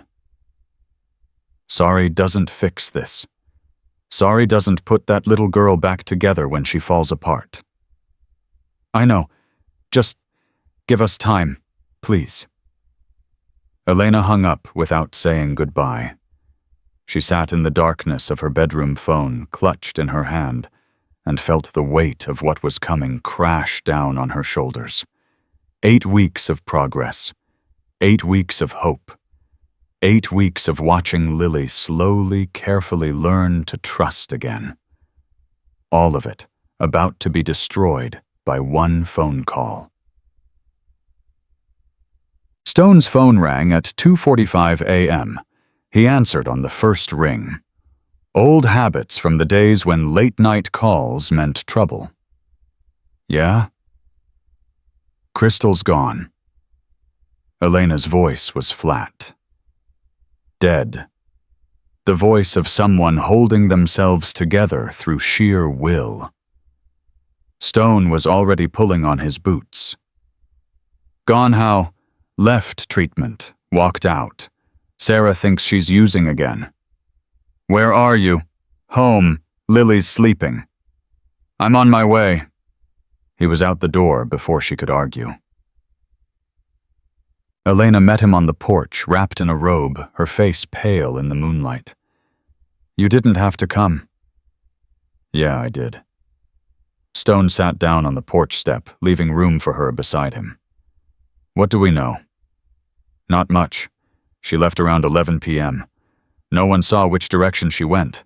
One of her old dealers showed up yesterday, and the staff thinks that triggered something. Marcus. Elena looked at him sharply. You know him. Know of him. He supplies half the addicts in northern Arizona. We've had conversations with him before. What kind of conversations? Stone's jaw tightened. The kind that involved him leaving town for 6 months. Guess he's back. Elena processed this. You think he came for her specifically? Crystal was one of his best customers. Clean crystal is bad for business. He probably heard she was getting better and decided to remind her what she was missing. That's disgusting. That's addiction. The disease doesn't just live in the person using. It lives in everyone who profits from their destruction. Elena shuddered. What do we do? Stone was quiet for a moment. You stay here with Lily. I make some calls. Stone, I'm not going to do anything stupid. He met her eyes. But I've got people who know where Marcus operates. If Crystal's with him, we'll find her. And then what? Then we try to bring her back. Before it's too late. Lily woke at 7:00 a.m. asking for pancakes. Elena made them with shaking hands, trying to keep her voice normal, trying to act like the world wasn't crumbling around them. Can we call Mommy today? She said we could call on Tuesdays. Elena's heart shattered. Actually, sweetheart, I think Mommy might be really busy today, with her program.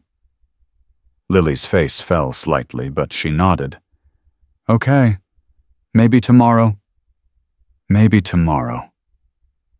The lie tasted like ash in Elena's mouth.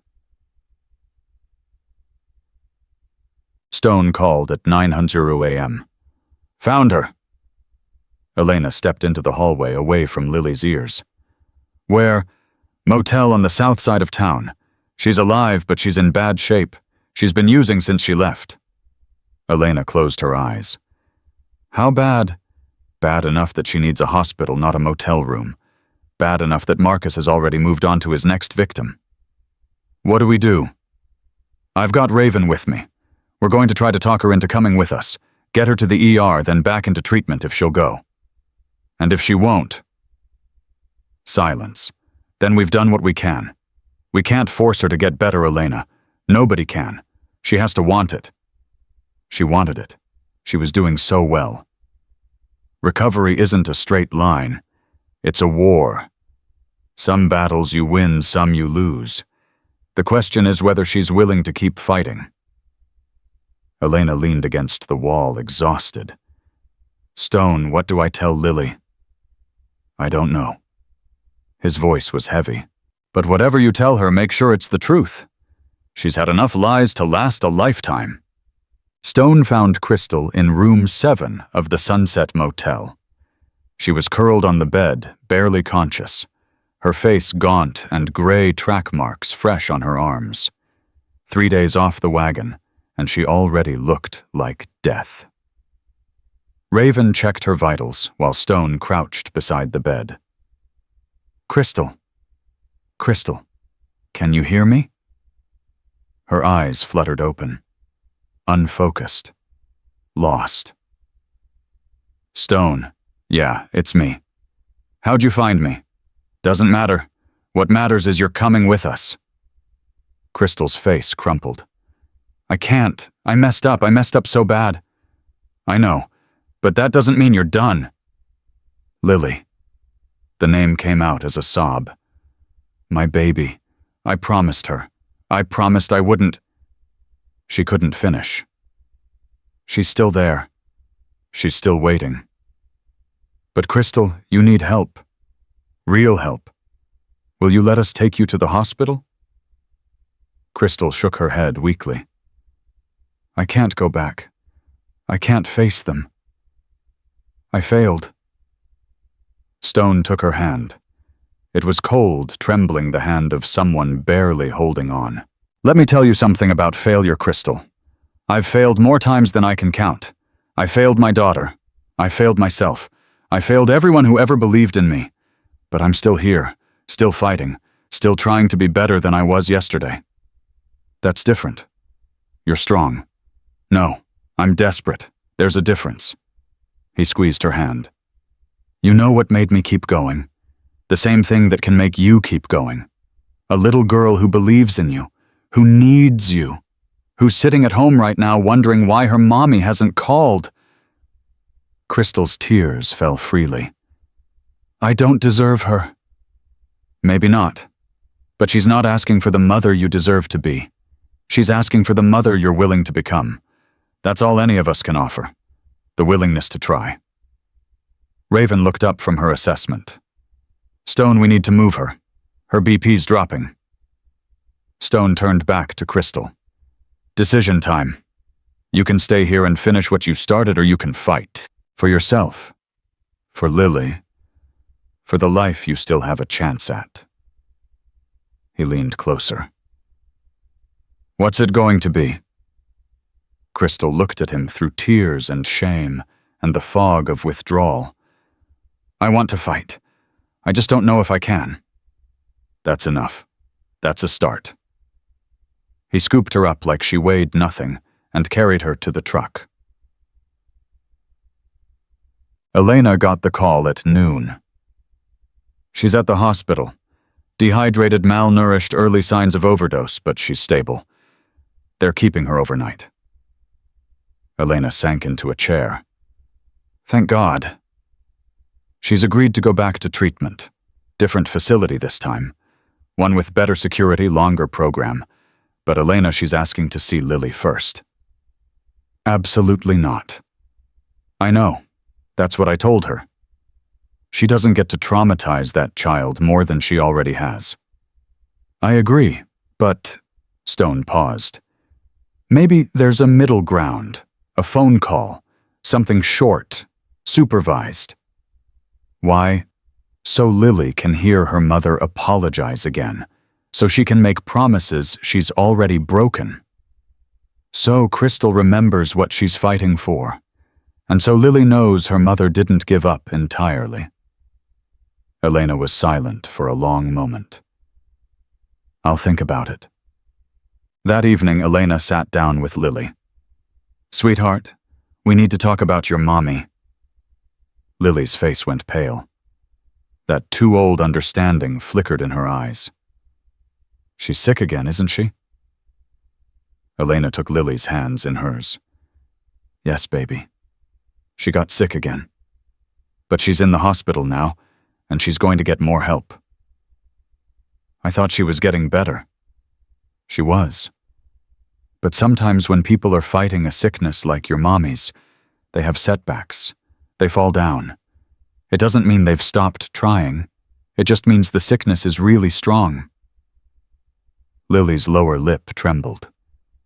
She promised she wouldn't break this promise. "I know, sweetheart. And she feels terrible about it. She wanted me to tell you that she's sorry, that she loves you, that she's not giving up." "But she left." Lily's voice cracked. "She left again. After she promised. After I believed her." The tears came, then huge, racking sobs that shook Lily's entire body. Elena gathered her close, holding her through the storm. "I know, baby. I know. It hurts so much.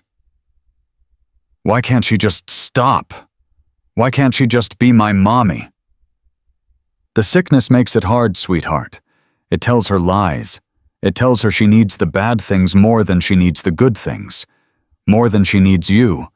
And even though she knows it's not true, sometimes the lies are louder than the truth." Lily pulled back, her face streaked with tears. "Stone said she's brave. Is she still brave? The bravest thing your mommy did wasn't checking into treatment the first time. The bravest thing is getting up after she fell down and deciding to try again. That's real bravery, Lily. That's the hardest kind."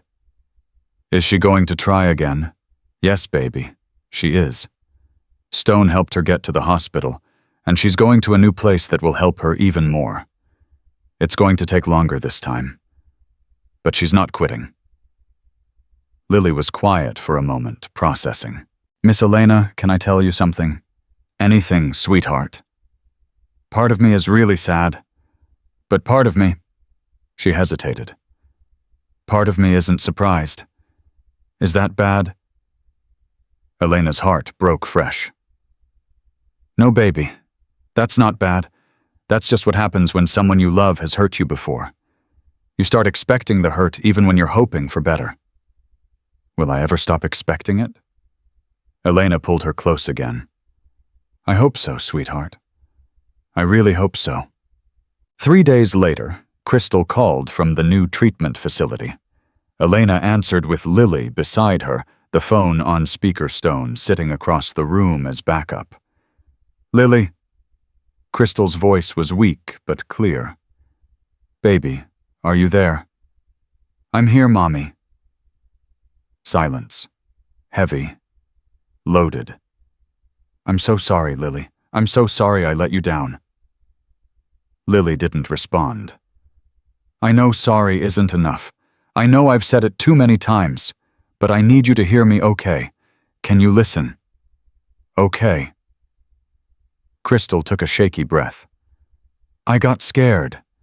I saw someone from my old life, and I got scared, and instead of asking for help, I ran. I ran back to the thing that was killing me because it felt easier than fighting." "That's stupid." The bluntness of it made Crystal laugh, a wet, painful sound. "You're right. It was stupid. The stupidest thing I've ever done. And I've done a lot of stupid things." "Stone found you." "Yes. He did. He and Raven came and got me and took me to the hospital. They saved my life, Lily. Again." Lily glanced at Stone, who nodded slightly. "He saves a lot of people."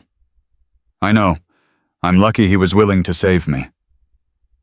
Another silence. "Mommy, are you going to do it again? Run away?" "I don't know." Crystal's honesty was brutal. "I want to say no. I want to promise you I'll never make that mistake again. But I've learned that my promises don't mean much right now. So instead of promising, I'm just going to do. One day at a time. And maybe if I string enough good days together, you'll start to believe me again." Lily considered this. Stone says that's how he did it. One day at a time. Stone's a smart man. He says you're brave. Crystal was quiet for a moment. "I don't feel brave." "Maybe that's what being brave is. Doing it even when you don't feel like it." Stone smiled from across the room. "Lily," Crystal said, "I'm going to be here for a while. Longer than before. They say 6 months, maybe more. That's a really long time. I know. I need you to do something for me while I'm gone. Can you do that? What? I need you to let Miss Elena and Stone and everyone else take care of you. Really take care of you. I need you to let them love you without holding back, without waiting for me to come rescue you. Because right now I can't rescue anyone. I can barely rescue myself. Lily's eyes filled with tears. But I want you to take care of me. I know, baby. And someday I will. But right now I need to learn how to take care of myself first. Otherwise, I'll just keep hurting you, and that's the last thing I want. I love you, Mommy. I love you too, Lily. More than you'll ever know. That's why I'm staying here. That's why I'm fighting. Because you deserve a mommy who shows up. And I'm going to become that mommy. I swear to God, I'm going to become her. After the call ended, Lily sat very still for a long time. Stone waited. Elena waited. Neither pushed. Finally, Lily spoke. She sounded different. Different how? Elena asked. Like she meant it. Really meant it. Not pretend meant it. What made it feel different? Lily thought about it. She didn't promise. She said she was just going to do. That felt more real than promising. Stone nodded slowly. Smart kid. And she told me to let you take care of me. She's never said that before. She always said she'd be back soon. She always made it sound like I shouldn't get too comfortable anywhere else. Elena reached for Lily's hand. How does that make you feel? Sad. But also... Lily searched for the word. Free. Like I don't have to keep one foot out the door anymore. You never had to, sweetheart. I know. But I didn't believe it. I kept thinking she'd come back and everything would be normal. But this is normal now. This is my life. And maybe that's okay. Stone cleared his throat. Lily, can I tell you something? Yes. Your mommy just did the hardest thing any addict can do. She told her kid the truth. The ugly, painful truth. That takes guts. That takes the kind of courage most people never find. I've watched people in recovery for 15 years, and the ones who make it are the ones who stop pretending. Your mommy stopped pretending today. So, she's going to make it? Stone's expression was careful. I can't promise that. Nobody can. But for the first time, I think she really has a chance. The weeks that followed were hard. Lily had good days and bad days. Days when she laughed and played and seemed like any normal 5-year-old. Days when she cried herself to sleep clutching Officer Buddy and Grace the Dragon like lifelines. Elena learned to ride the waves, to celebrate the good moments without expecting them to last, to weather the storms without trying to fix what couldn't be fixed. Stone came by every week without fail. Sometimes he brought presents. Sometimes he just sat with Lily and watched cartoons. Sometimes he took her for rides on the back of his motorcycle short trips, always with a helmet, always with Elena's permission. Raven started teaching Lily how to draw. Real techniques, not just coloring books. Lily turned out to have genuine talent producing artwork that made the adults exchange amazed glances. Mama Rosa appointed herself Lily's honorary grandmother, showing up with homemade cookies and endless stories about the old days, about children she'd raised and lost and found again. Deputy Sarah became a regular visitor too, stopping by on her off days, sometimes in uniform, sometimes not. She and Elena developed an unlikely friendship, bonded by their shared commitment to one small girl. It wasn't a traditional family. It wasn't what anyone would have expected. But it worked. 3 months after Crystal's relapse, Elena received a letter. Not an email. Not a phone call. An actual handwritten letter delivered by mail addressed to both Elena and Lily. She opened it with trembling hands. Dear Elena and Lily, I've been in treatment for 90 days now, 3 months, the longest I've ever made it. I wanted to write instead of call because some things are easier to say on paper. Elena, I don't know how to thank you. You took my daughter when she had nowhere else to go. You gave her a home, a family, a chance at a normal life. You did what I should have done and couldn't. There are no words for that kind of gift. Lily, my beautiful girl, I'm doing the work. Every day I'm doing the work. It's hard, baby, harder than anything I've ever done. There are days when I want to give up, when the sickness tells me I'll never be good enough, when I think you'd be better off forgetting I exist. But then I remember your voice on the phone. I remember you saying Stone told you I was brave. And I think if my daughter believes I'm brave, maybe I can be. I'm not asking you to wait for me. I'm not asking you to hold your life on pause until I get out. I want you to live, Lily. Really live. Let Miss Elena be your mom. Let Stone be your protector. Let all those amazing people be your family. And someday when I'm ready, when I've proven I can be trusted, maybe you'll let me be part of that family too. I love you both. More than I can say, Crystal. Elena finished reading and looked at Lily, who was crying silently. She's really trying, Miss Elena. Yes, sweetheart, she really is. Do you think she'll make it? Elena thought about everything she'd learned in the past 3 months. About addiction. About recovery. About the fragile, fierce hope that kept people fighting even when the odds were against them. I think she has the best chance she's ever had. And I think that's all any of us can ask for. Lily nodded slowly. Can we write her back? Of course, baby. What do you want to say? Lily thought for a moment.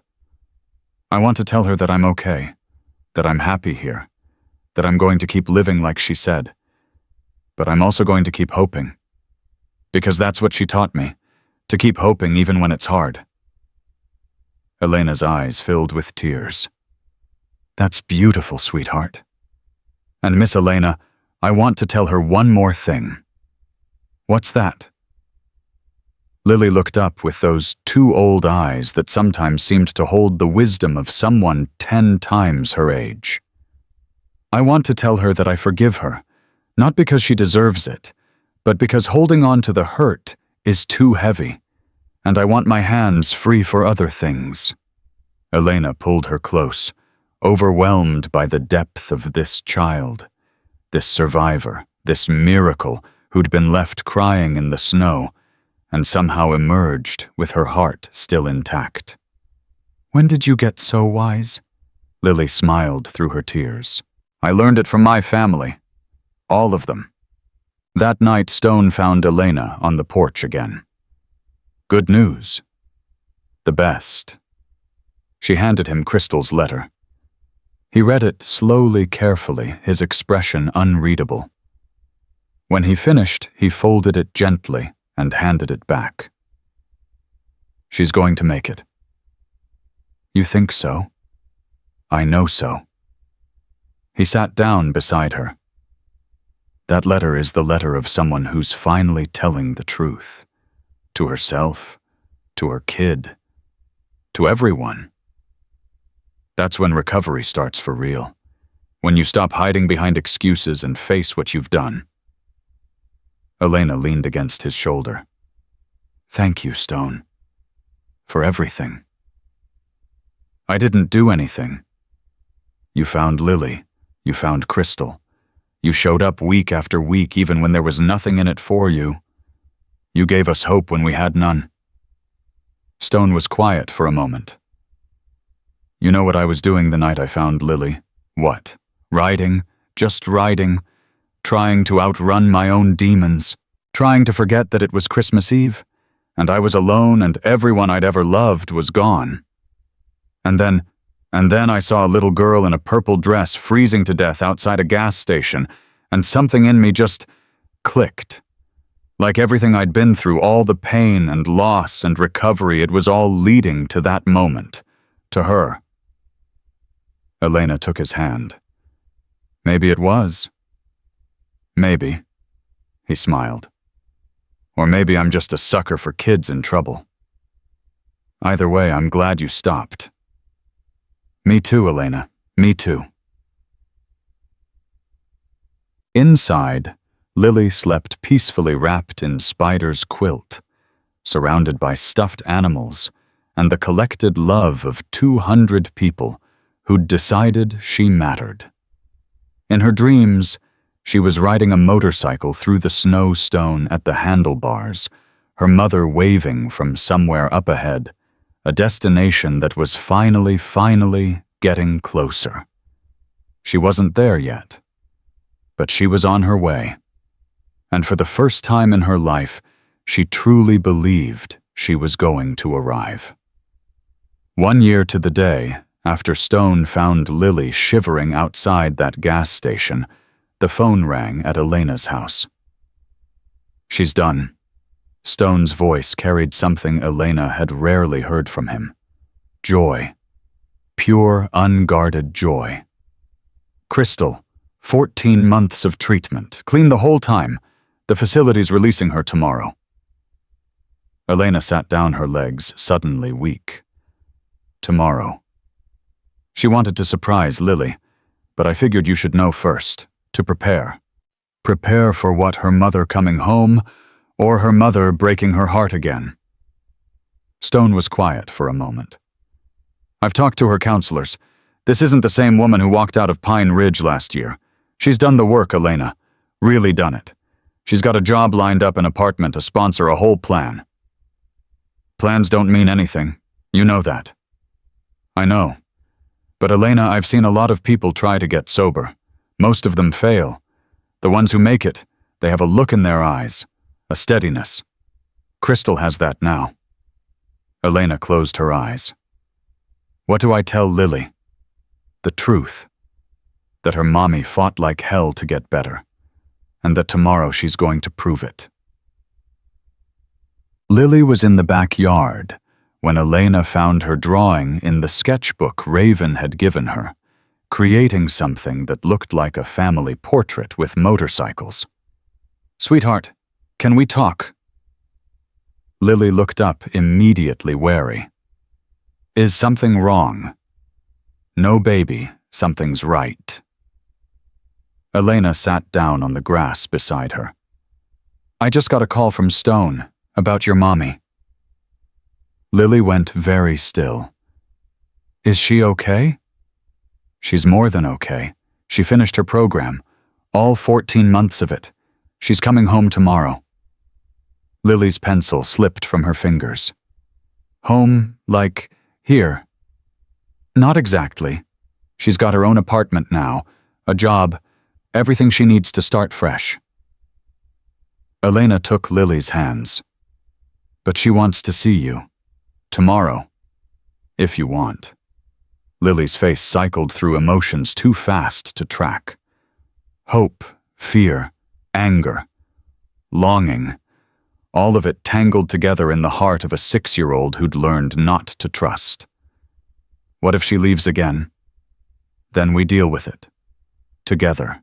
Like we've dealt with everything else. What if she doesn't love me anymore? Elena's heart shattered. Oh, sweetheart. She never stopped loving you.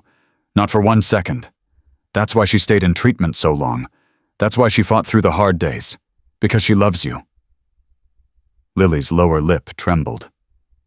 I'm scared, Miss Elena. I know, baby. So am I. You are... Of course. I love you, Lily. I want you to have everything good in this world. And watching you hope for something that might hurt you, that's terrifying. But you know what's worse? What? Not letting you hope at all. Keeping you so safe that you never get the chance to be happy. Lily thought about this. So I should try. I think you should try. And I think whatever happens, you're going to be okay. Because you've got me.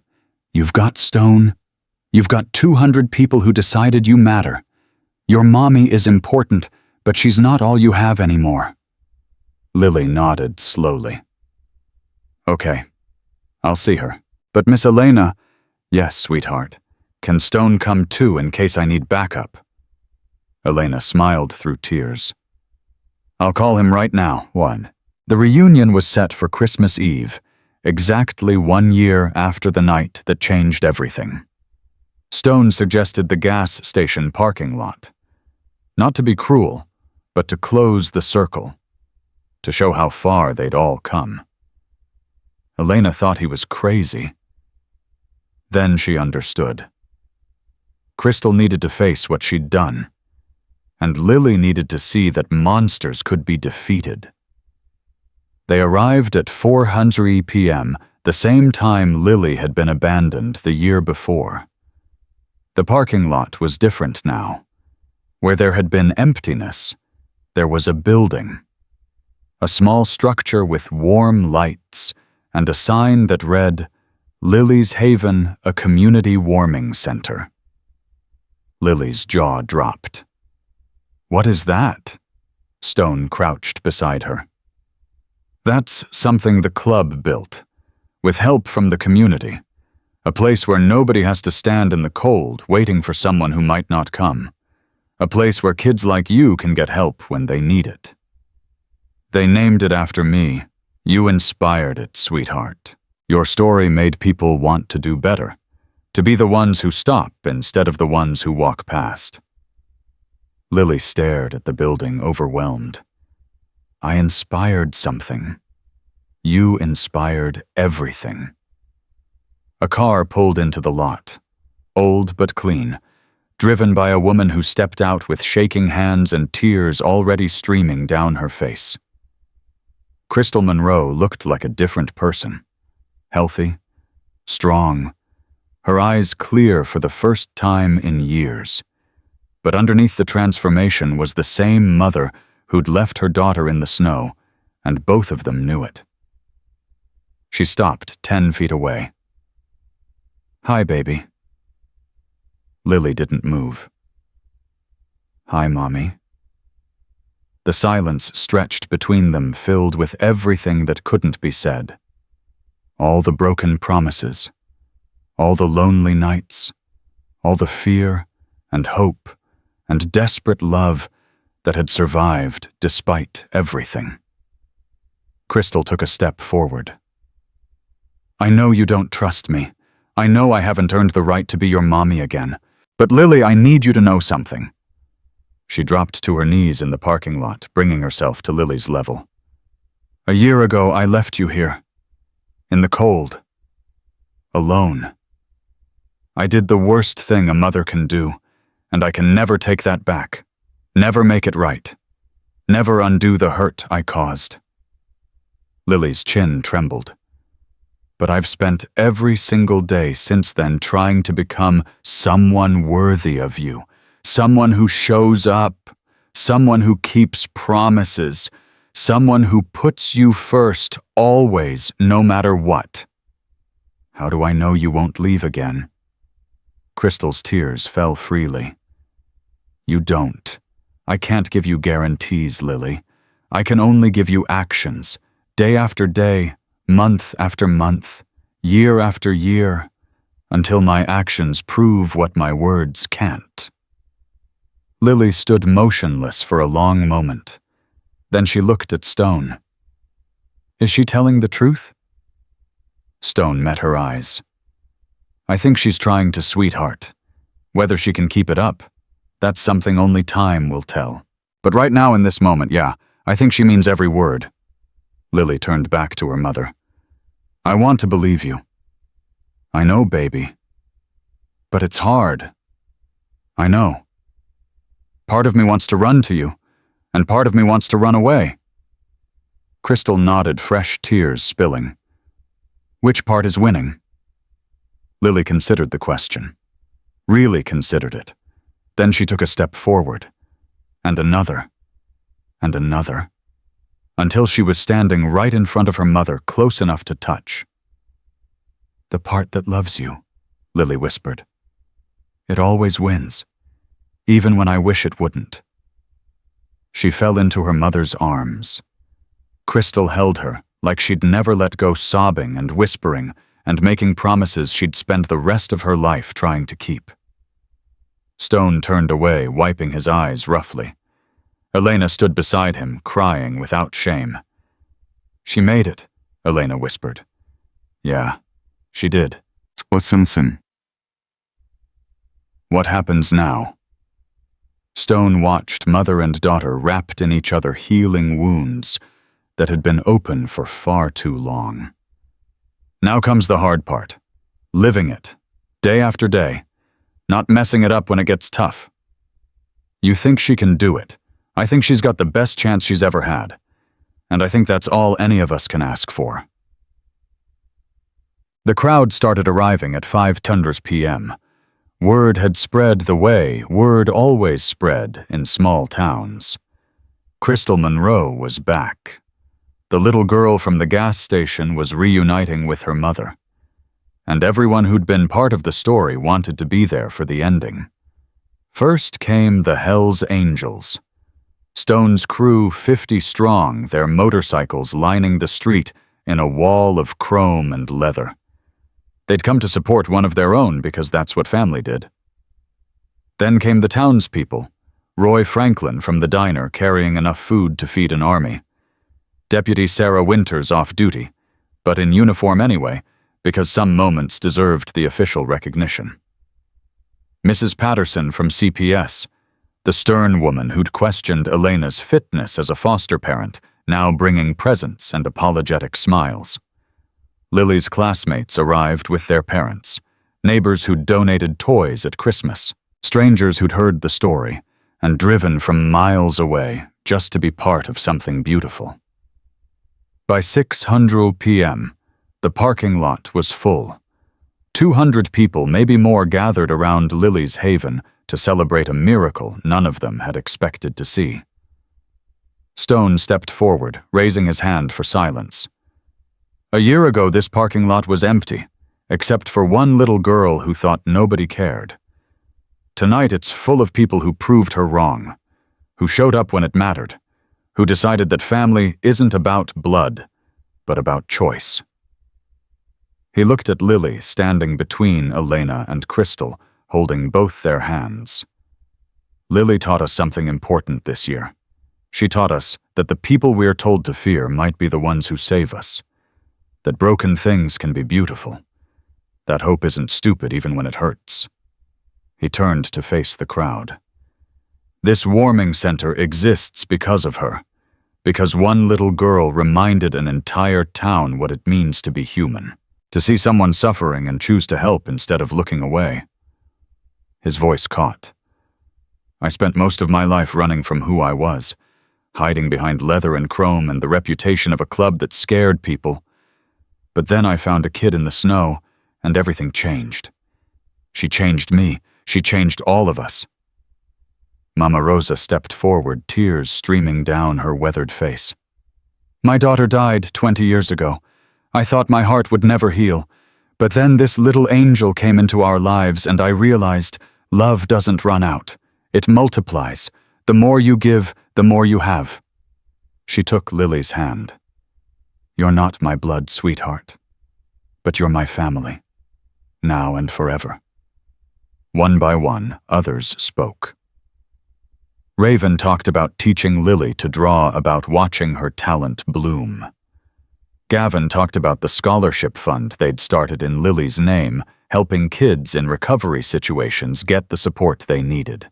Deputy Sarah talked about learning to see past uniforms and patches to judge people by their actions instead of their appearances. Elena talked about becoming a mother at 52, about the gift of a child she never expected to have. And finally, Crystal spoke. I don't deserve to be standing here. I know that. I abandoned my daughter on the coldest night of the year. I chose drugs over her life. I broke every promise I ever made. Her voice shook, but she didn't stop. But I'm standing here anyway, because my daughter taught me something about forgiveness. She told me once that holding on to hurt was too heavy, that she wanted her hands free for other things. She looked at Lily. So I'm asking all of you for what my daughter already gave me. A chance. Not to forget what I did. Not to pretend it didn't happen. But to see who I'm trying to become. To judge me by my actions from today forward, not just by my failures from the past. She wiped her eyes. I can't promise I'll never struggle. Addiction is a disease that doesn't go away. But I can promise I'll never stop fighting. For my sobriety, for my daughter, for the family she built while I was learning how to be human again. The crowd was silent. Then Stone started clapping. One person joined him. Then another. Then another. Within seconds, the parking lot erupted in applause. 200 people cheering for a woman who'd been at rock bottom a year ago, celebrating her climb back into the light. Crystal broke down completely. Lily ran to her, throwing her arms around her mother's waist. I'm proud of you, Mommy. I'm proud of you too, baby. So proud. The celebration lasted until midnight. There was food and music and laughter. Kids running around the parking lot while adults caught up on a year's worth of stories. Bikers teaching children to sit on motorcycles while parents took pictures. Deputies and outlaws sharing coffee and finding common ground. At some point, Lily tugged on Stone's hand. Can I show you something? He followed her to the edge of the crowd, where the noise faded slightly. What's up, sweetheart? Lily reached into her coat and pulled out a worn leather bracelet, the one Stone had given her a year ago with the iron mountain charm. I've worn this every single day, even when I was sad, even when I didn't believe things would get better. It reminded me that I have people who care about me. Stone's throat tightened. That's what it's for. I know. But Stone, I want to ask you something. And you have to be honest. Always. Lily looked up at him with those two old eyes that had seen more than any child should. Am I still going to be part of your family now that Mommy's back? Stone dropped to his knees, bringing himself to her level. Lily, listen to me. You became part of our family the night I found you in the snow. That didn't change when your mom went to treatment. It didn't change when she came back. It will never change. Not ever. But you have your own people. The club. You're part of the club, sweetheart. Maybe not officially, but in every way that matters. Ask anyone here. He gestured at the gathered Hell's Angels. They'd ride through fire for you. They already have. Lily's eyes filled with tears. I love you, Stone. You're like the dad I never had. Stone felt something crack open in his chest, something that had been sealed shut for 20 years. I love you too, Lily. And I know I'm not your dad, but I'd be honored to be whatever you need me to be. Uncle, friend, backup, whatever. Lily threw her arms around his neck. Everything. You're everything. Stone held her tight, this impossible child who'd saved him as much as he'd saved her. Everything works, he whispered. Everything works just fine. At midnight, the crowd began to disperse. Elena, Crystal, and Lily stood together in the parking lot, watching the last of the motorcycles disappear into the darkness. What now? Crystal asked quietly. Elena took a breath. Now we figure out how to be a family. All of us. I don't expect you to forgive me for what I put her through, what I put you through. I don't forgive you. Elena's voice was honest, but not cruel. Not yet. Maybe someday. But that doesn't mean we can't work together. Lily needs both of us. And I think we might need each other too. Crystal nodded slowly. I'd like that, if you're willing. I'm willing to try. That's all any of us can do. Lily looked between them. Does this mean I get two moms now? The adults exchanged glances. Something like that, Elena said. We're still figuring out the details. But yes, sweetheart, You've got two moms who love you very much. And Stone. And Mama Rosa and Raven and Gavin and Deputy Sarah and everyone, Elena laughed. Yes, baby, all of them. You've got the biggest, weirdest, most wonderful family anyone's ever seen. Lily smiled, the first completely unguarded smile Elena had seen since Christmas. Good, because I have a lot of love, and I need somewhere to put it, Crystal sobbed.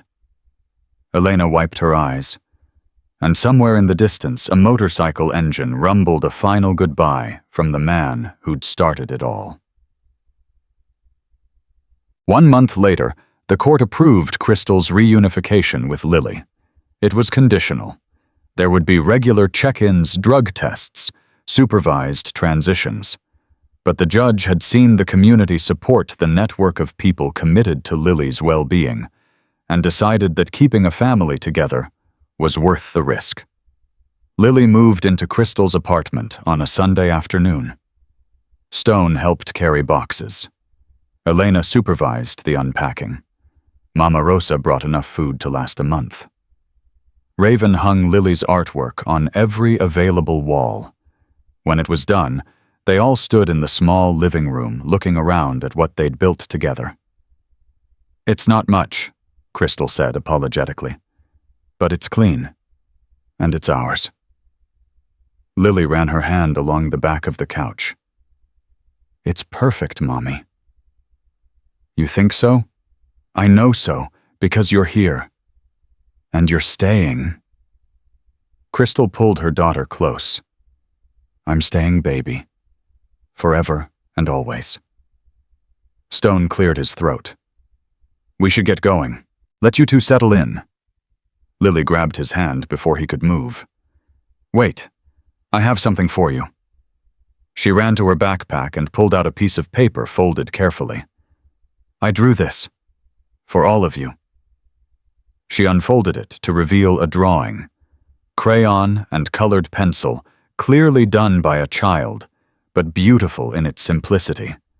It showed a parking lot covered in snow. A little girl in a purple dress. And surrounding her, an army of motorcycles and people all reaching toward her with open arms.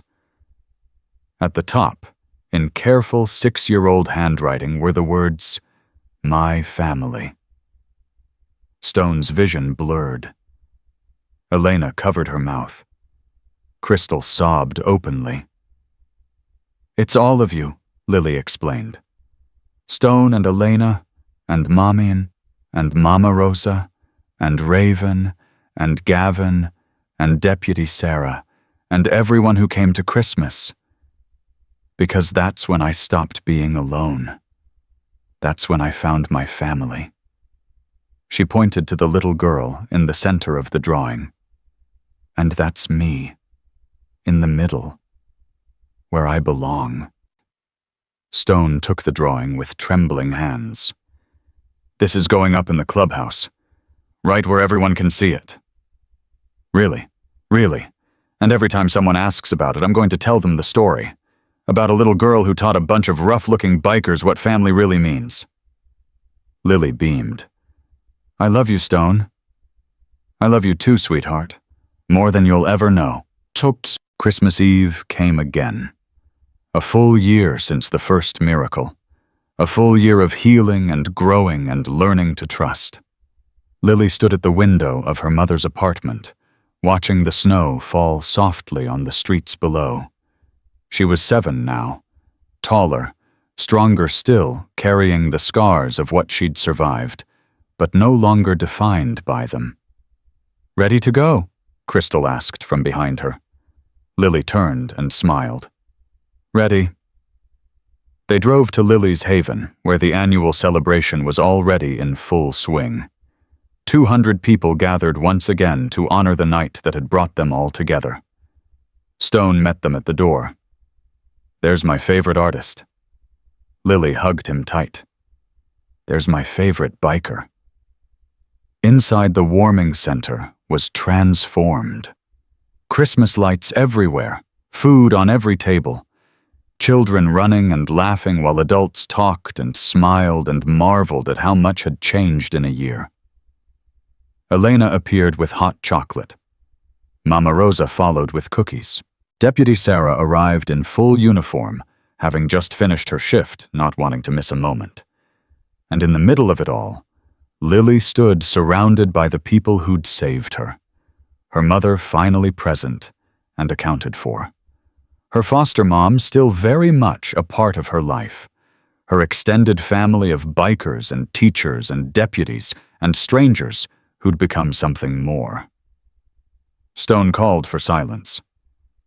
"A year ago we gathered in a parking lot for a miracle we didn't know was possible. Tonight we gather again to celebrate everything that's happened since."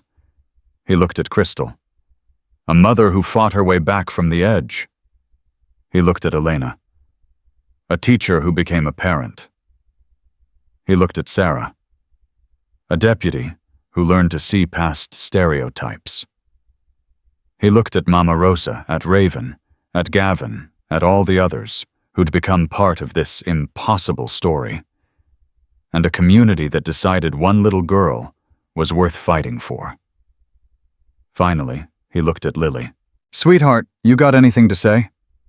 Lily stepped forward, suddenly shy, despite all she'd been through. "Just thank you for finding me, for not giving up on me, for showing me that families can be built, not just born." She took her mother's hand, then Elena's, then Stone's. "I used to think I was invisible, that nobody saw me, that I didn't matter. But you all proved me wrong, every single one of you. And now," she smiled, her eyes glistening, "now I know that I was never invisible. I was just waiting for the right people to see me." The room was silent. Then Stone raised his coffee cup. "To Lily, the bravest kid I've ever known." "To Lily," the crowd echoed. "To family," Crystal added, her voice strong and clear. "The one we're born into and the one we build." "To family," everyone repeated. Lily looked around at the faces she loved, at the community she'd inspired, at the miracle she'd somehow become, and she knew with absolute certainty that she was exactly where she was supposed to be. Not because she'd earned it, not because she deserved it, but because sometimes on the coldest nights when everything seems lost, a rumble comes over the hill, and the people everyone told you to fear turn out to be the ones who save you. Sometimes salvation arrives on two wheels wearing leather-carrying loyalty that runs deeper than blood.